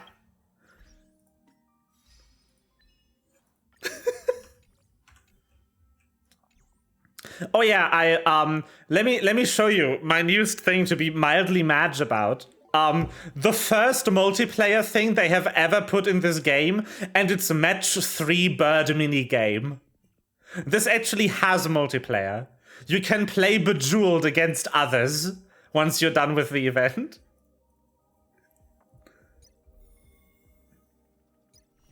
Yes. Ah yeah, Apocalyptic Shadow. It's I like it. Cory doesn't, apparently. I'm a fan. Mirror of Cock. And Pure Fiction, yeah. That wasn't there yesterday? Yeah, they launched it literally today. I have beaten it. It's not long. It's mostly just looking at text and doing match 3. Pleasure to meet you. It's the match 3 minigame from the Gambler from the storyline Just like the golden that you're forced to play. You know? It's just that. That's the event. You know what I'm actually mad about though? Like, not only that this is the only multiplayer thing in the entire game, it's also that this is permanent, but the Trailblazer event they made last time isn't.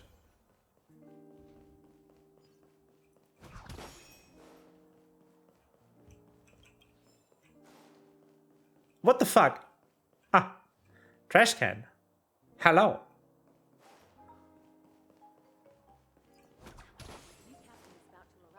That is what I'm actually mad about. That was a peak event. The only reason that I can envision why that event was temporary, with the amount of insane work they must have put into making it, with all the item designs and such. The only reason is that they were kind of pulling a so this is like in the game, but also it's real, with Giovanni playtesting it. And that was actually a playtest. And that's why it's not in the game anymore. Because they want to balance it for the actual release.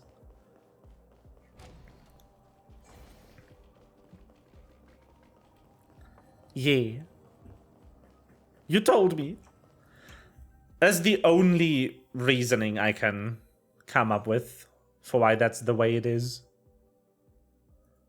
I can do 2 pulls. Who knows, maybe I'll just get her in 2 pulls.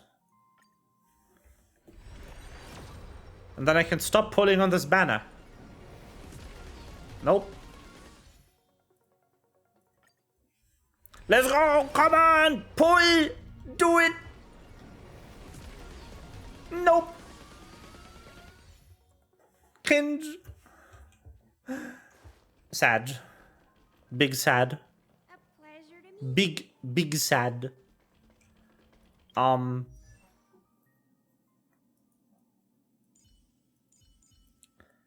Level up. Hill boot.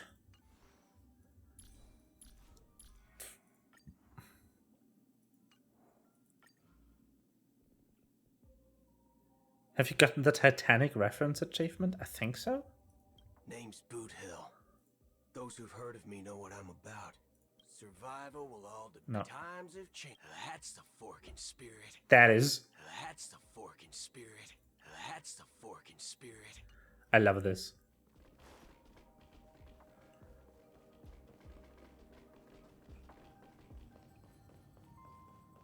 The Falcon Spirit.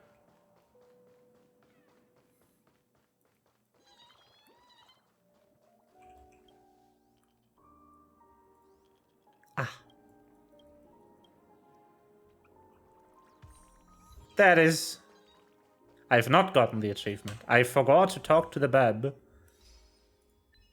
Near, far, wherever you are.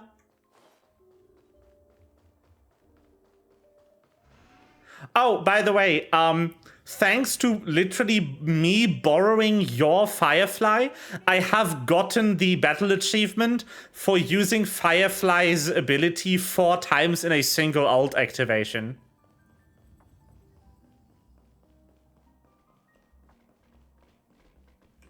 I got a battle achievement with a borrowed Firefly. I am amazed. Thank you for the 5 gems, by the way. Oh, it's fantastic. I need to level this.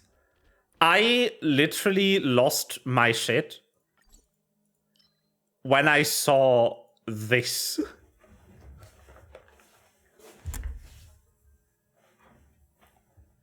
Unless they give you significantly more levels outside of the 2 tutorial runs you're supposed to do, this will take forever.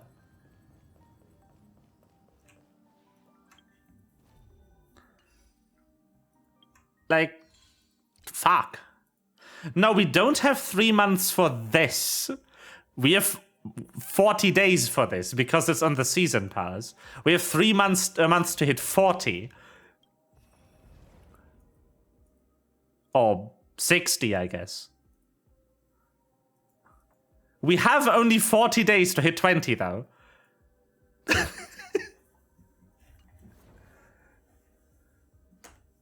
We have 80 days to hit 60. Triple that. I really hope they give you more shit if you, like, do cyclical or something. Which I still need to do. I mean, I do like that they added this additional weekly, so you can get your hands on synchronity points faster. Also, like, unless you are like me, and you haven't actually finished the other 2 SU modes yet. Like, I'm not done with Swarm Disaster because there's nothing in there I want except for gems. And I'm not done with Golden Gears because I haven't had the time. But I do actually like Golden Gears, unlike Swarm Disaster. I still need to get this to 50. Oh, fuck. My head blazer is only at E2 at the moment, which is not good. But unless you're not done with them, you know? Or unless you are not, or especially if you're not done getting the base skills from things. Which I think everyone who has done this for the past year, like everyone who's played the game as long as I have, should be done with this, with the base ability tree. This one being the only really important one, by the way. Use consumable. The last one in the tree. If you're done with all the content here, if you are done with Golden Gears, if you've gotten all the rewards, and I don't even know if this transfers anywhere, actually. If you're done with Swarm Disaster, if you've gotten all the rewards, you can use in consumables in SU if you're done with the entire skill tree. Not before, it's the last thing you unlock. But yeah, as soon as you're done with all this shit, and there's nothing in here anymore that you could get, there's no reason to ever come back here. if you've completed the 2 other modes and you've gotten all the gems from them, and you have unlocked the last set of the season pass, you have no fucking reason to ever go there again. It's still early. Where to? Because Divergent Universe gives you access to the Herta store, and it's just hands down better. Oh yeah, the Erudition light cone was added. What does it do?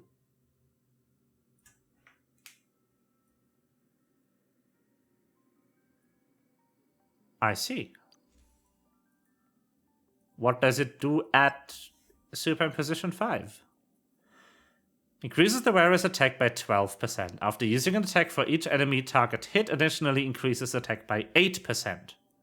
The effect can stack up to 5 times and last until the next attack. If there are 3 or more enemy targets hit, this unit's speed increases by 16%, lasting for 1 turn. That is pretty good. Good LC. Good LC. Yeah. Not bad for erudition characters that have AoE follow-up. It kind of falls off in bosses, because that's only 1 target. So you get at most 20% attack buff. Unless the boss summons something. And you won't profit from the speed buff unless the boss summons 2 enemies. But still, good light cone. Good light cone. 529 attack is pretty nifty. Like, hold on. Who did I even give a 5-star light cone to? Hello? Hello? Who has my 5... My Bronya doesn't have a light cone? Well, that explains why she's been dying so hard. Whoops!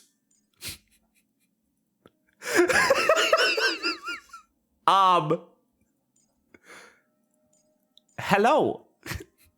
There we go.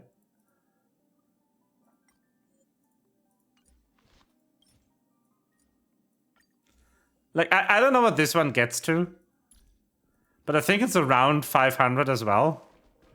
It's a 5-star light cone. Where's your fall of an Eon? Oh, good fucking question. Where is my fall of an Eon?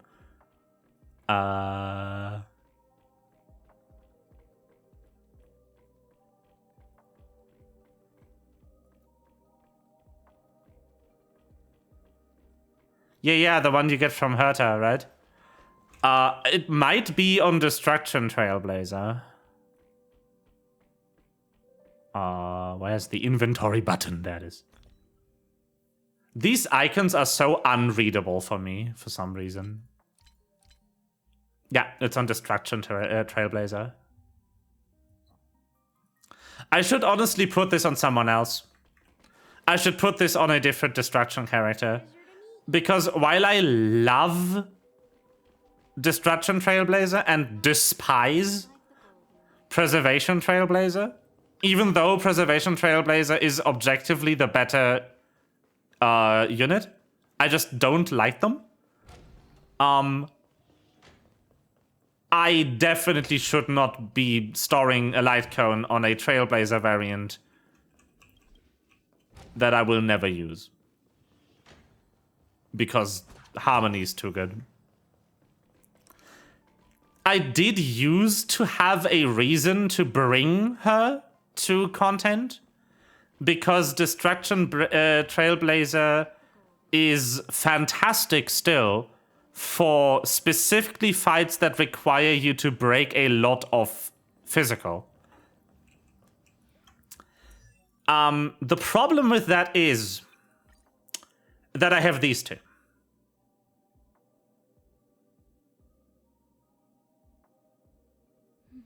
And her. I don't need Destruction Trailblazer for physical break. I have the literal best single target physical break in the game. I have Robin, which will just physical break eventually. And Clara, I think, had some AoE potential in there. At least like 3 hit, I believe, unless I'm wrong. Let's find out. Let's find out if I'm talking out of my ass because I haven't read her skills. No, I was right. This is AoE.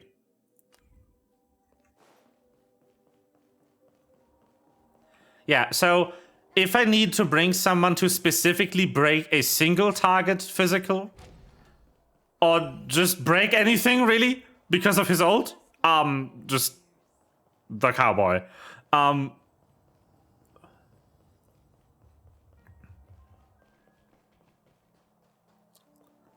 Clara will be eclipsed. Oh no. And Clara for AoE. I don't need to bring physical Trailblazer anywhere except for having her at E6 and decent traces, which I can't say for my Clara. As you can see by the absolute state of my Clara traces. Unleveled. Except for this one. Bootle has some though. I should farm this ever. Sheesh. Sheesh indeed. But yeah, it is what it is. This is something that is easily remedied though. But not today. 4% Pog. Bootle. Also, one unit that will never be bad as long as Break is OP is Acheron. Because Acheron will just break shit eventually. Every time she ults, people will die. Because she's the only unit in the game right now that's just allowed to break every resistance.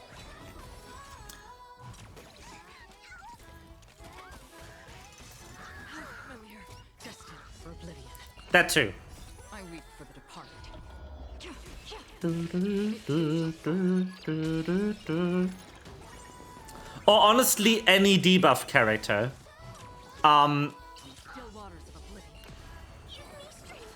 Wanmei is OP.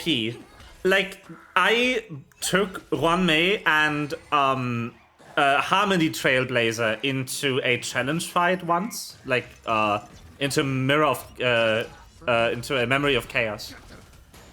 And that is when I found out that super break damage is calculated based on the break damage you would have inflicted. Let's improvise. Let the show begin.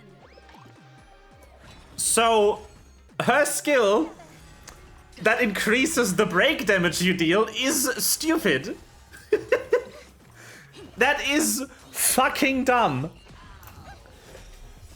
By the way, I delighted, I rejoiced when I saw the banners, because I don't inform myself about them beforehand. And I was like, holy shit, I can finally keep... I don't have to try to roll for the rerun character, I already have her, let's go. I can either save my my pulls for the Jade banner, or try to get the light cone this time. Because the last few banners that I actually pulled and played after, I was in these dumbass situation that I actually kind of wanted the rerun. And I never gotten a single rerun character in this game, not once. Also, Robin's ult song will never exit my brain ever again. That song is just stuck up there. I use her too much. I got Silver Wolf E1. Regret it. Understandable.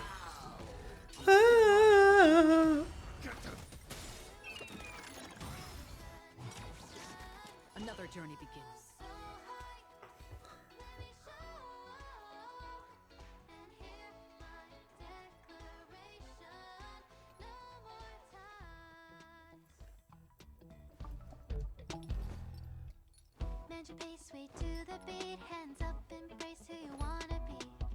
We're reaching heights unseen. Whoa, whoa,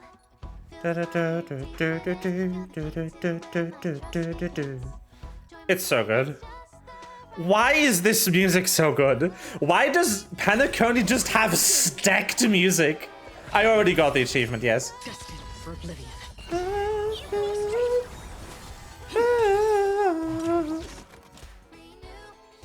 Yes.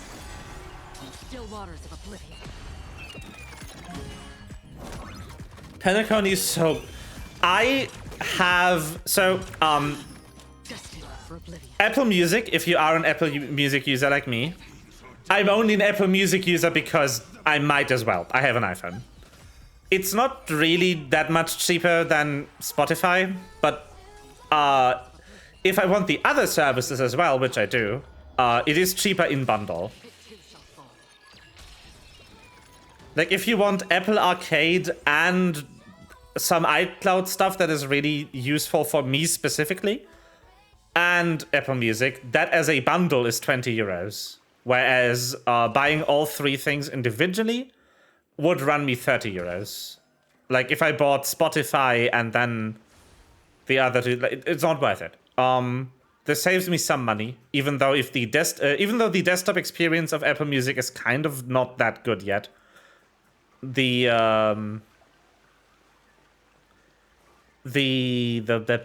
words. The app has some issues. What was that achievement for? Break all boss stone balloons in the audition plaza. Anyway, not the point. Apple Music, I have it because it is cheaper than buying Spotify.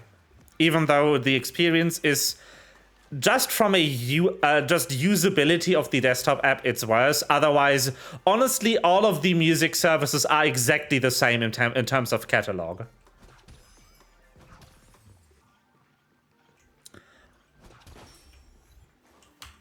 Easy.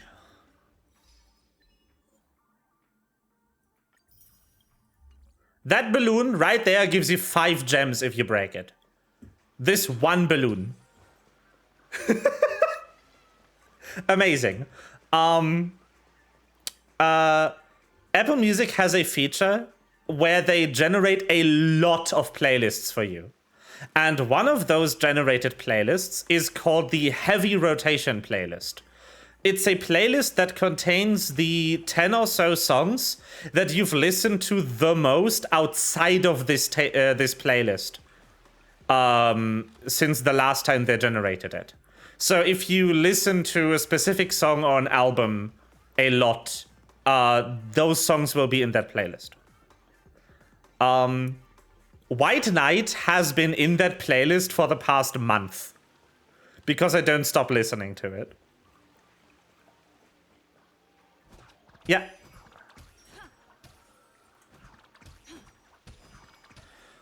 Oh, by the way, have you actually beaten the story yet, Meva? Are you done? Did you finish Panaconi? I'm listening to the official one just because the VA one isn't on Apple Music. Immediately, same. I streamed it yesterday. Oh, not yesterday, 2 days ago. I loved the fireworks scene.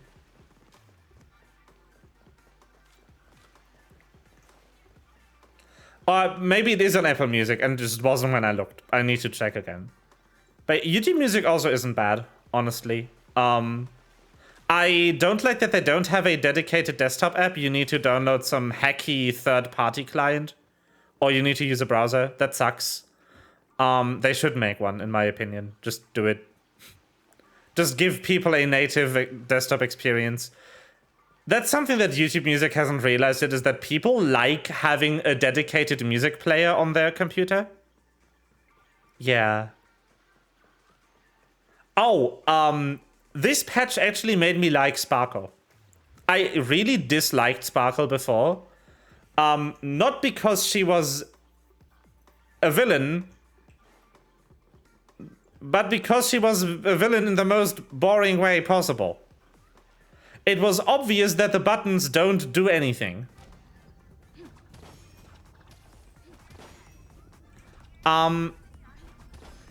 Like the whole point of her is like she's a masked fool. She follows elation. She has done nothing but bore me. I'm very sorry to say, I thought Sparkle was really boring the entire time. What I did not expect is that this thing, like this boring, was because she was hired by someone.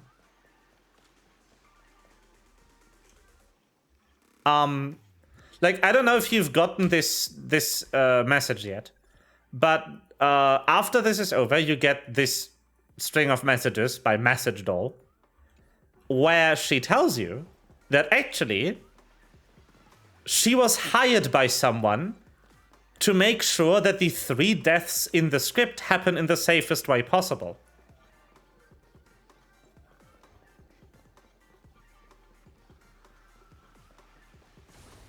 Yeah, it was insane for a message from Sparkle. That is the first time she really surprised me. Because I did not expect that. I'm wondering who did it, by the way. My money is on Kafka, actually. I think Kafka hired Sparkle to make sure that Firefly doesn't die. I'm saying Kafka specifically because of the animated short they made.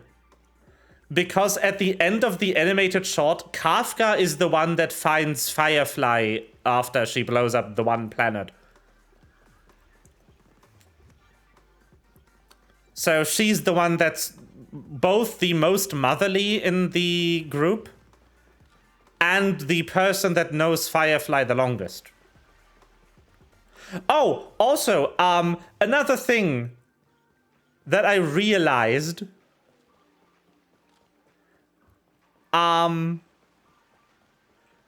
think I might have figured out why Elio knows the future. I have a theory, Melva. I think Elio is an emanator of finality.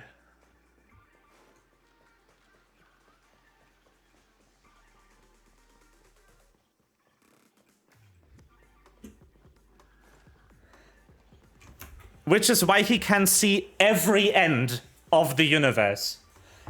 And also being able to know every possible ending for everything means that he will always be traveling on the path of finality. Because there's no way for him to escape his visions, just pick which one comes true. He will always travel to the end that he sees coming. There's no way out for him.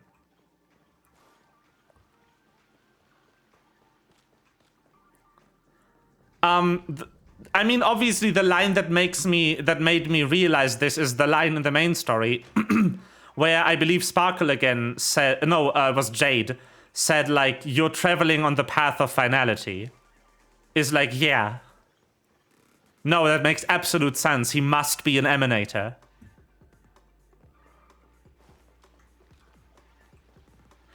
The finality is an Eon that just cares about things ending, but doesn't care about how.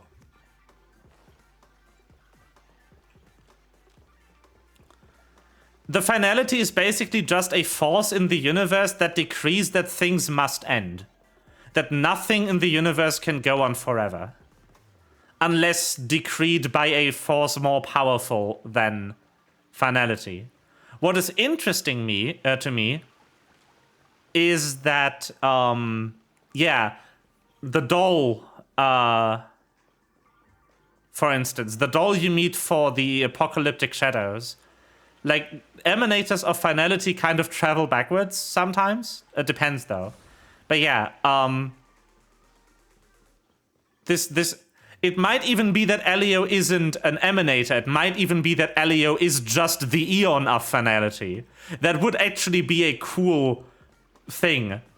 Like, so far, we've only brought people onto our side. But having an actual Eon onto our side, or rather, being recruited by the Eon of Finality to stop the destruction, would be really cool. Elio can still be a cat. None of the things I've said would stop Elio from being a cat. We don't know how the Finality looks. The Finality could just be a cat. Just 808 from Hi-Fi Rush? Yes. I can't wait for Elio to be revealed.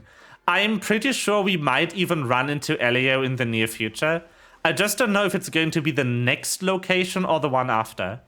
I am very intrigued, though, that Black Swan is sending us to a planet that the Trailblaze never reached. He pushes all the other ends of the galactic table. Yes. He sure fucking does. Cat-like behavior right there. But yeah, I love... So, my favorite just vibe of all of Penacony, and I don't know if you'll agree with this, my favorite piece of music in here is It's so just early. Where to now? the golden hour music. Come on, start playing. I'm saying this and making it loud and then it's just gone. Hello?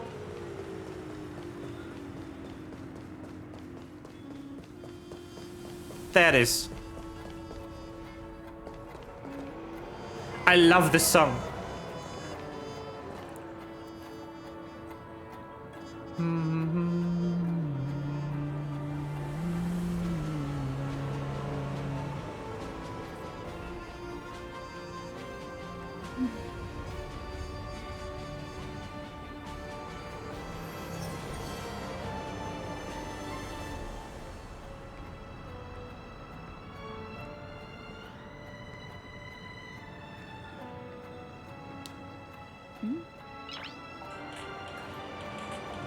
Nice. It's so good.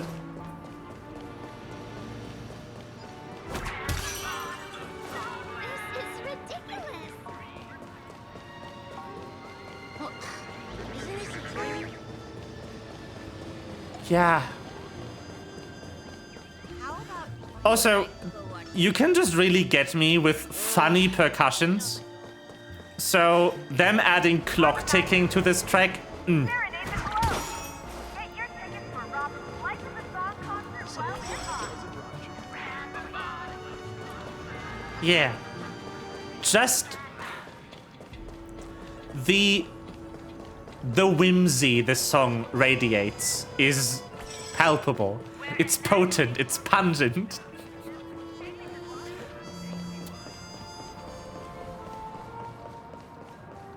No, come back.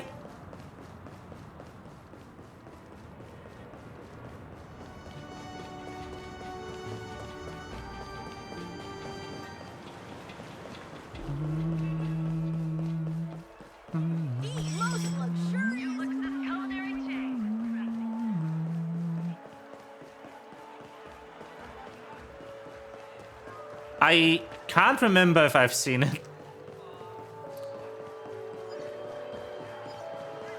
I still gotta get in line in a dream? Why is this music so good? Why is Penacony so good? Like, I already liked the music in the rest of the game, but fuck.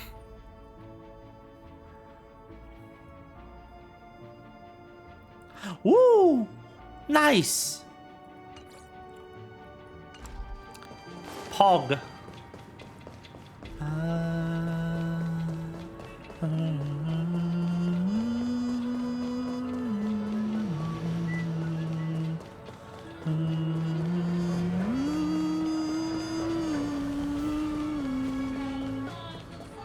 This is ridiculous.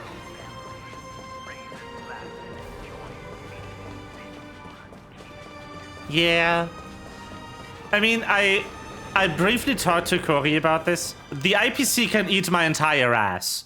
I hate them. I think they are the worst. And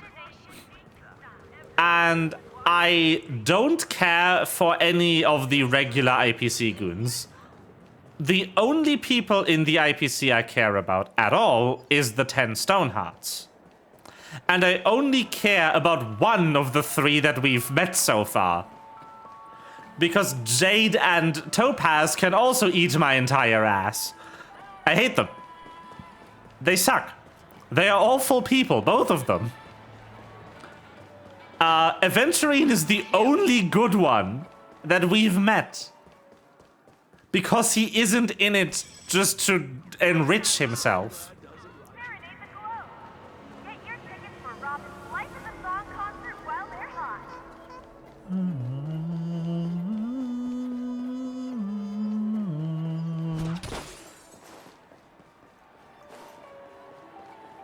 He's fucking Marvel's Domino? Yes. I've also talked to Eddie about this. Aventurine is a really interesting foil to Blade. Because both of them are immortal, and both of them want to die. But it's different reasons in both cases.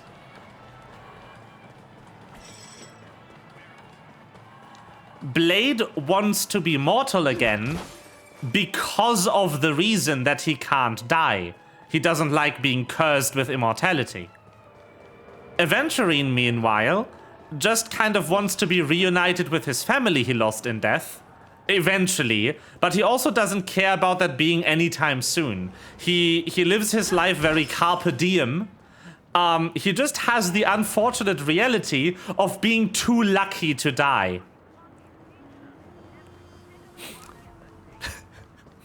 He can't die because he just doesn't end up dying. Ever. No matter what he does. Which is a very, like, as I said, a very interesting foil for Blade. And I also said this before, I can respect Aventurine for his lifestyle. He's very much going in the, like, carping as many diems as he can kind of life. Which is an interesting take. It's definitely much more agreeable in a character design than Vivia from Master Detective Archives Raincoat, who's just kind of in a corner the entire time waiting to perish.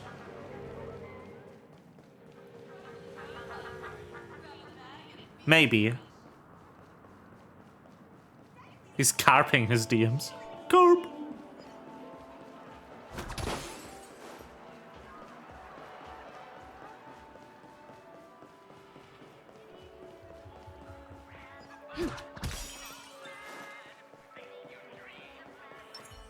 He gets complacent, the protection of the Triclops ends. Headcanon? Maybe.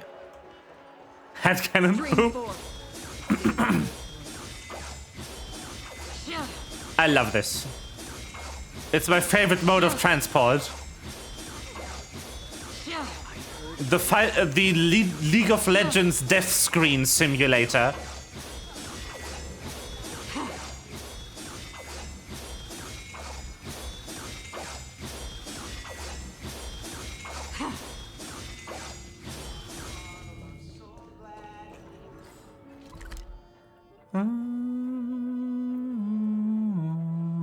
It's kind of funny to me that in the game that isn't about exploration, you move so much faster.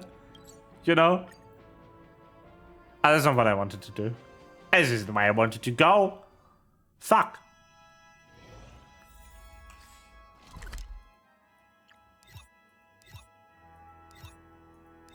I wanted to go here. You know, the only thing I am kind of sad about in the, like, permanent events they made is that we ended up fixing this studio. I mean, yeah, the Disney rubber hose style animation running here, really cute. But I did love The split apart reality. The tear was so good. And now it's just fixed. Ah, cringe.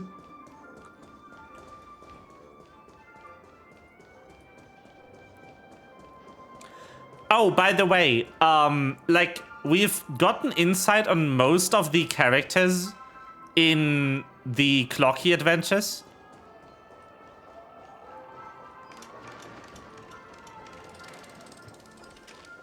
The new tear from the 2.2 ending, yeah.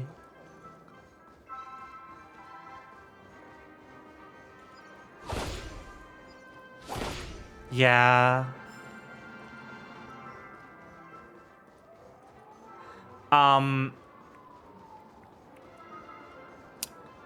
I believe that Boss Stone might be one of the Stone Hearts.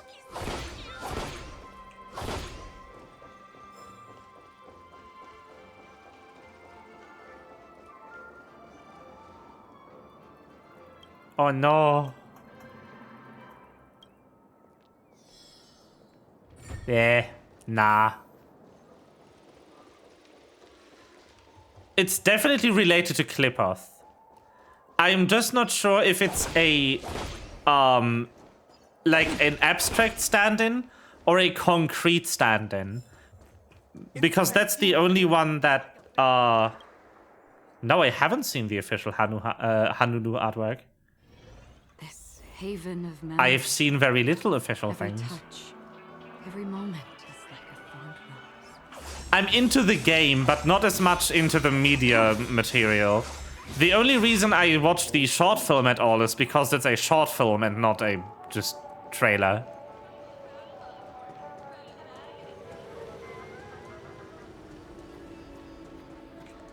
Ba, ba, ba, ba.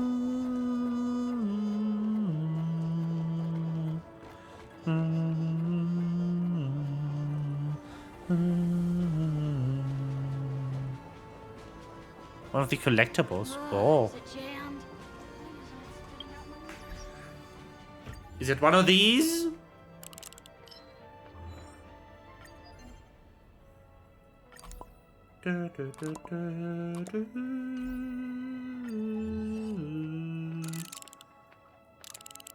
Where is it though?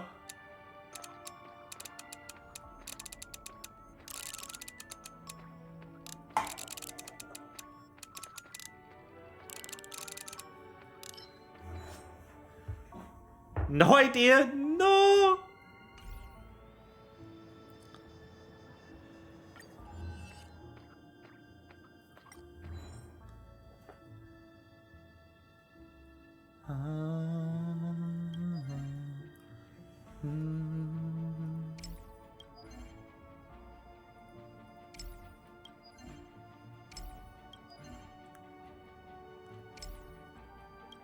Talking cock. That's Hanu.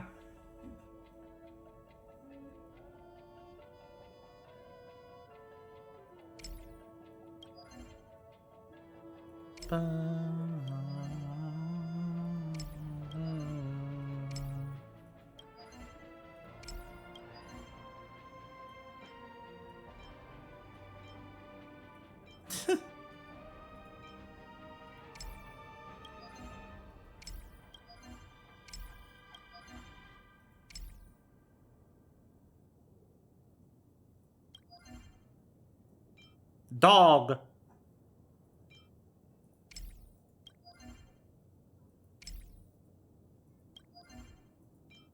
I do not appear to have it.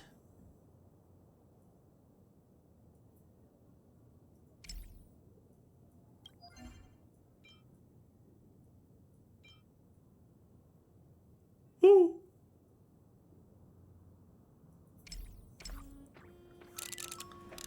Anyway, do you like what I've done with the birds? This one's my favorite. Also just Sparkle in the corner. Peeking in.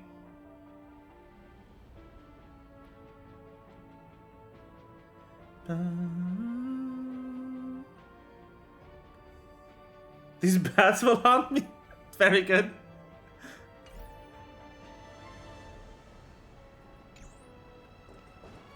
Yeah. Become part of the family. Raise and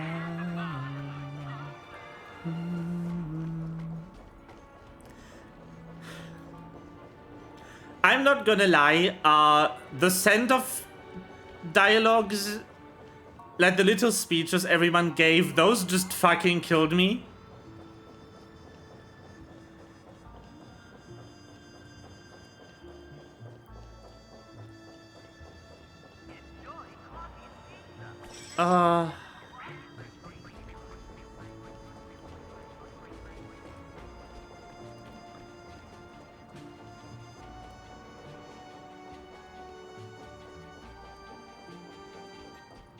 Yeah. Yeah, that's one reason I want to meet Diamond. I want to know why the fuck Diamond is in the IPC. Because what the IPC is doing isn't exactly preservation now, is it? Get your tickets for Robin's Life is a Song concert. And Diamond is an actual emanator. It's not a fake situation like with Penacony.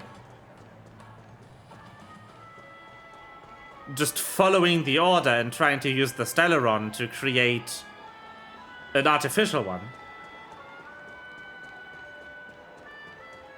Yeah. Why is an emanator of preservation in the IPC?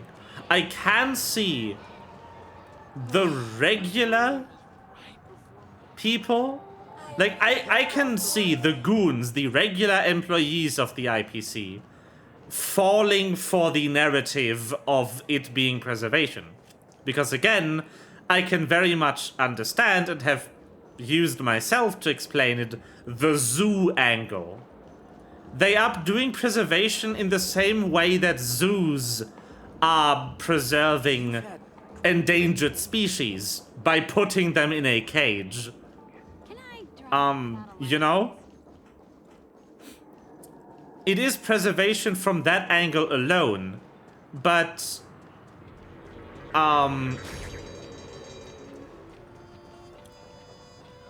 a true emanator of preservation, a real emanator of preservation, someone who should know what Cliphoth wants, being in the IPC, Diamond should see that the IPC is just using pretense, and they don't actually follow the preservation. Because he should, like, be aware, right, that a zoo isn't the best way to save an endangered species. Preserving an endangered species by putting them in a cage, removing them from their habitat, and forcing them to live in captivity for all eternity is not a good way of preserving them. Wildlife reserves are. Nature protection is. A way to preserve creatures in their natural habitat is always preferable over preserving them in captivity. Maybe. Yeah. Also, Diamond being in the IPC obviously lends the narrative they are selling some, what's the word? Some legitimacy. Look, we are following the preservation. We have an emanator. Harmonize existence. Serenade the glow. Get your tickets for Robin's It's like, to continue the zoo, the zoo narrative, it's like a zoo run by PETA would advertise with, look, we have a former Greenpeace employee managing it. It's like, what? You still suck. Why is that person working for you? What the shit? Actually, I think that is the best analogy I've ever brought. A zoo run by PETA advertising a former Greenpeace employee being the manager. That is what the IPC is doing. Holy shit.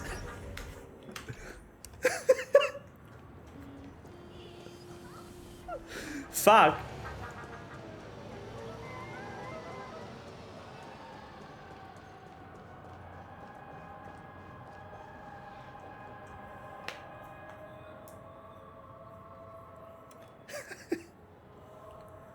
Damn.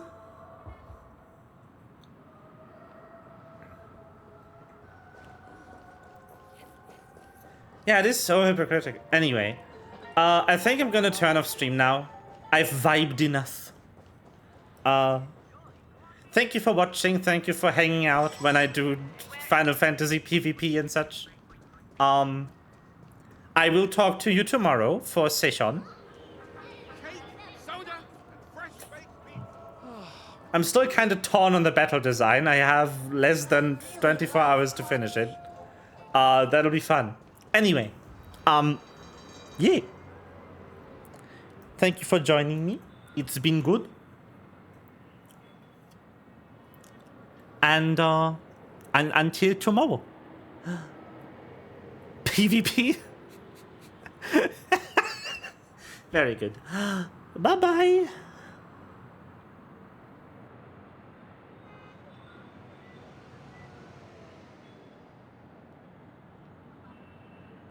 Yeah, hold on, let me change the battle design real quick. Just gotta find the mind control magic item. Make you fight each other.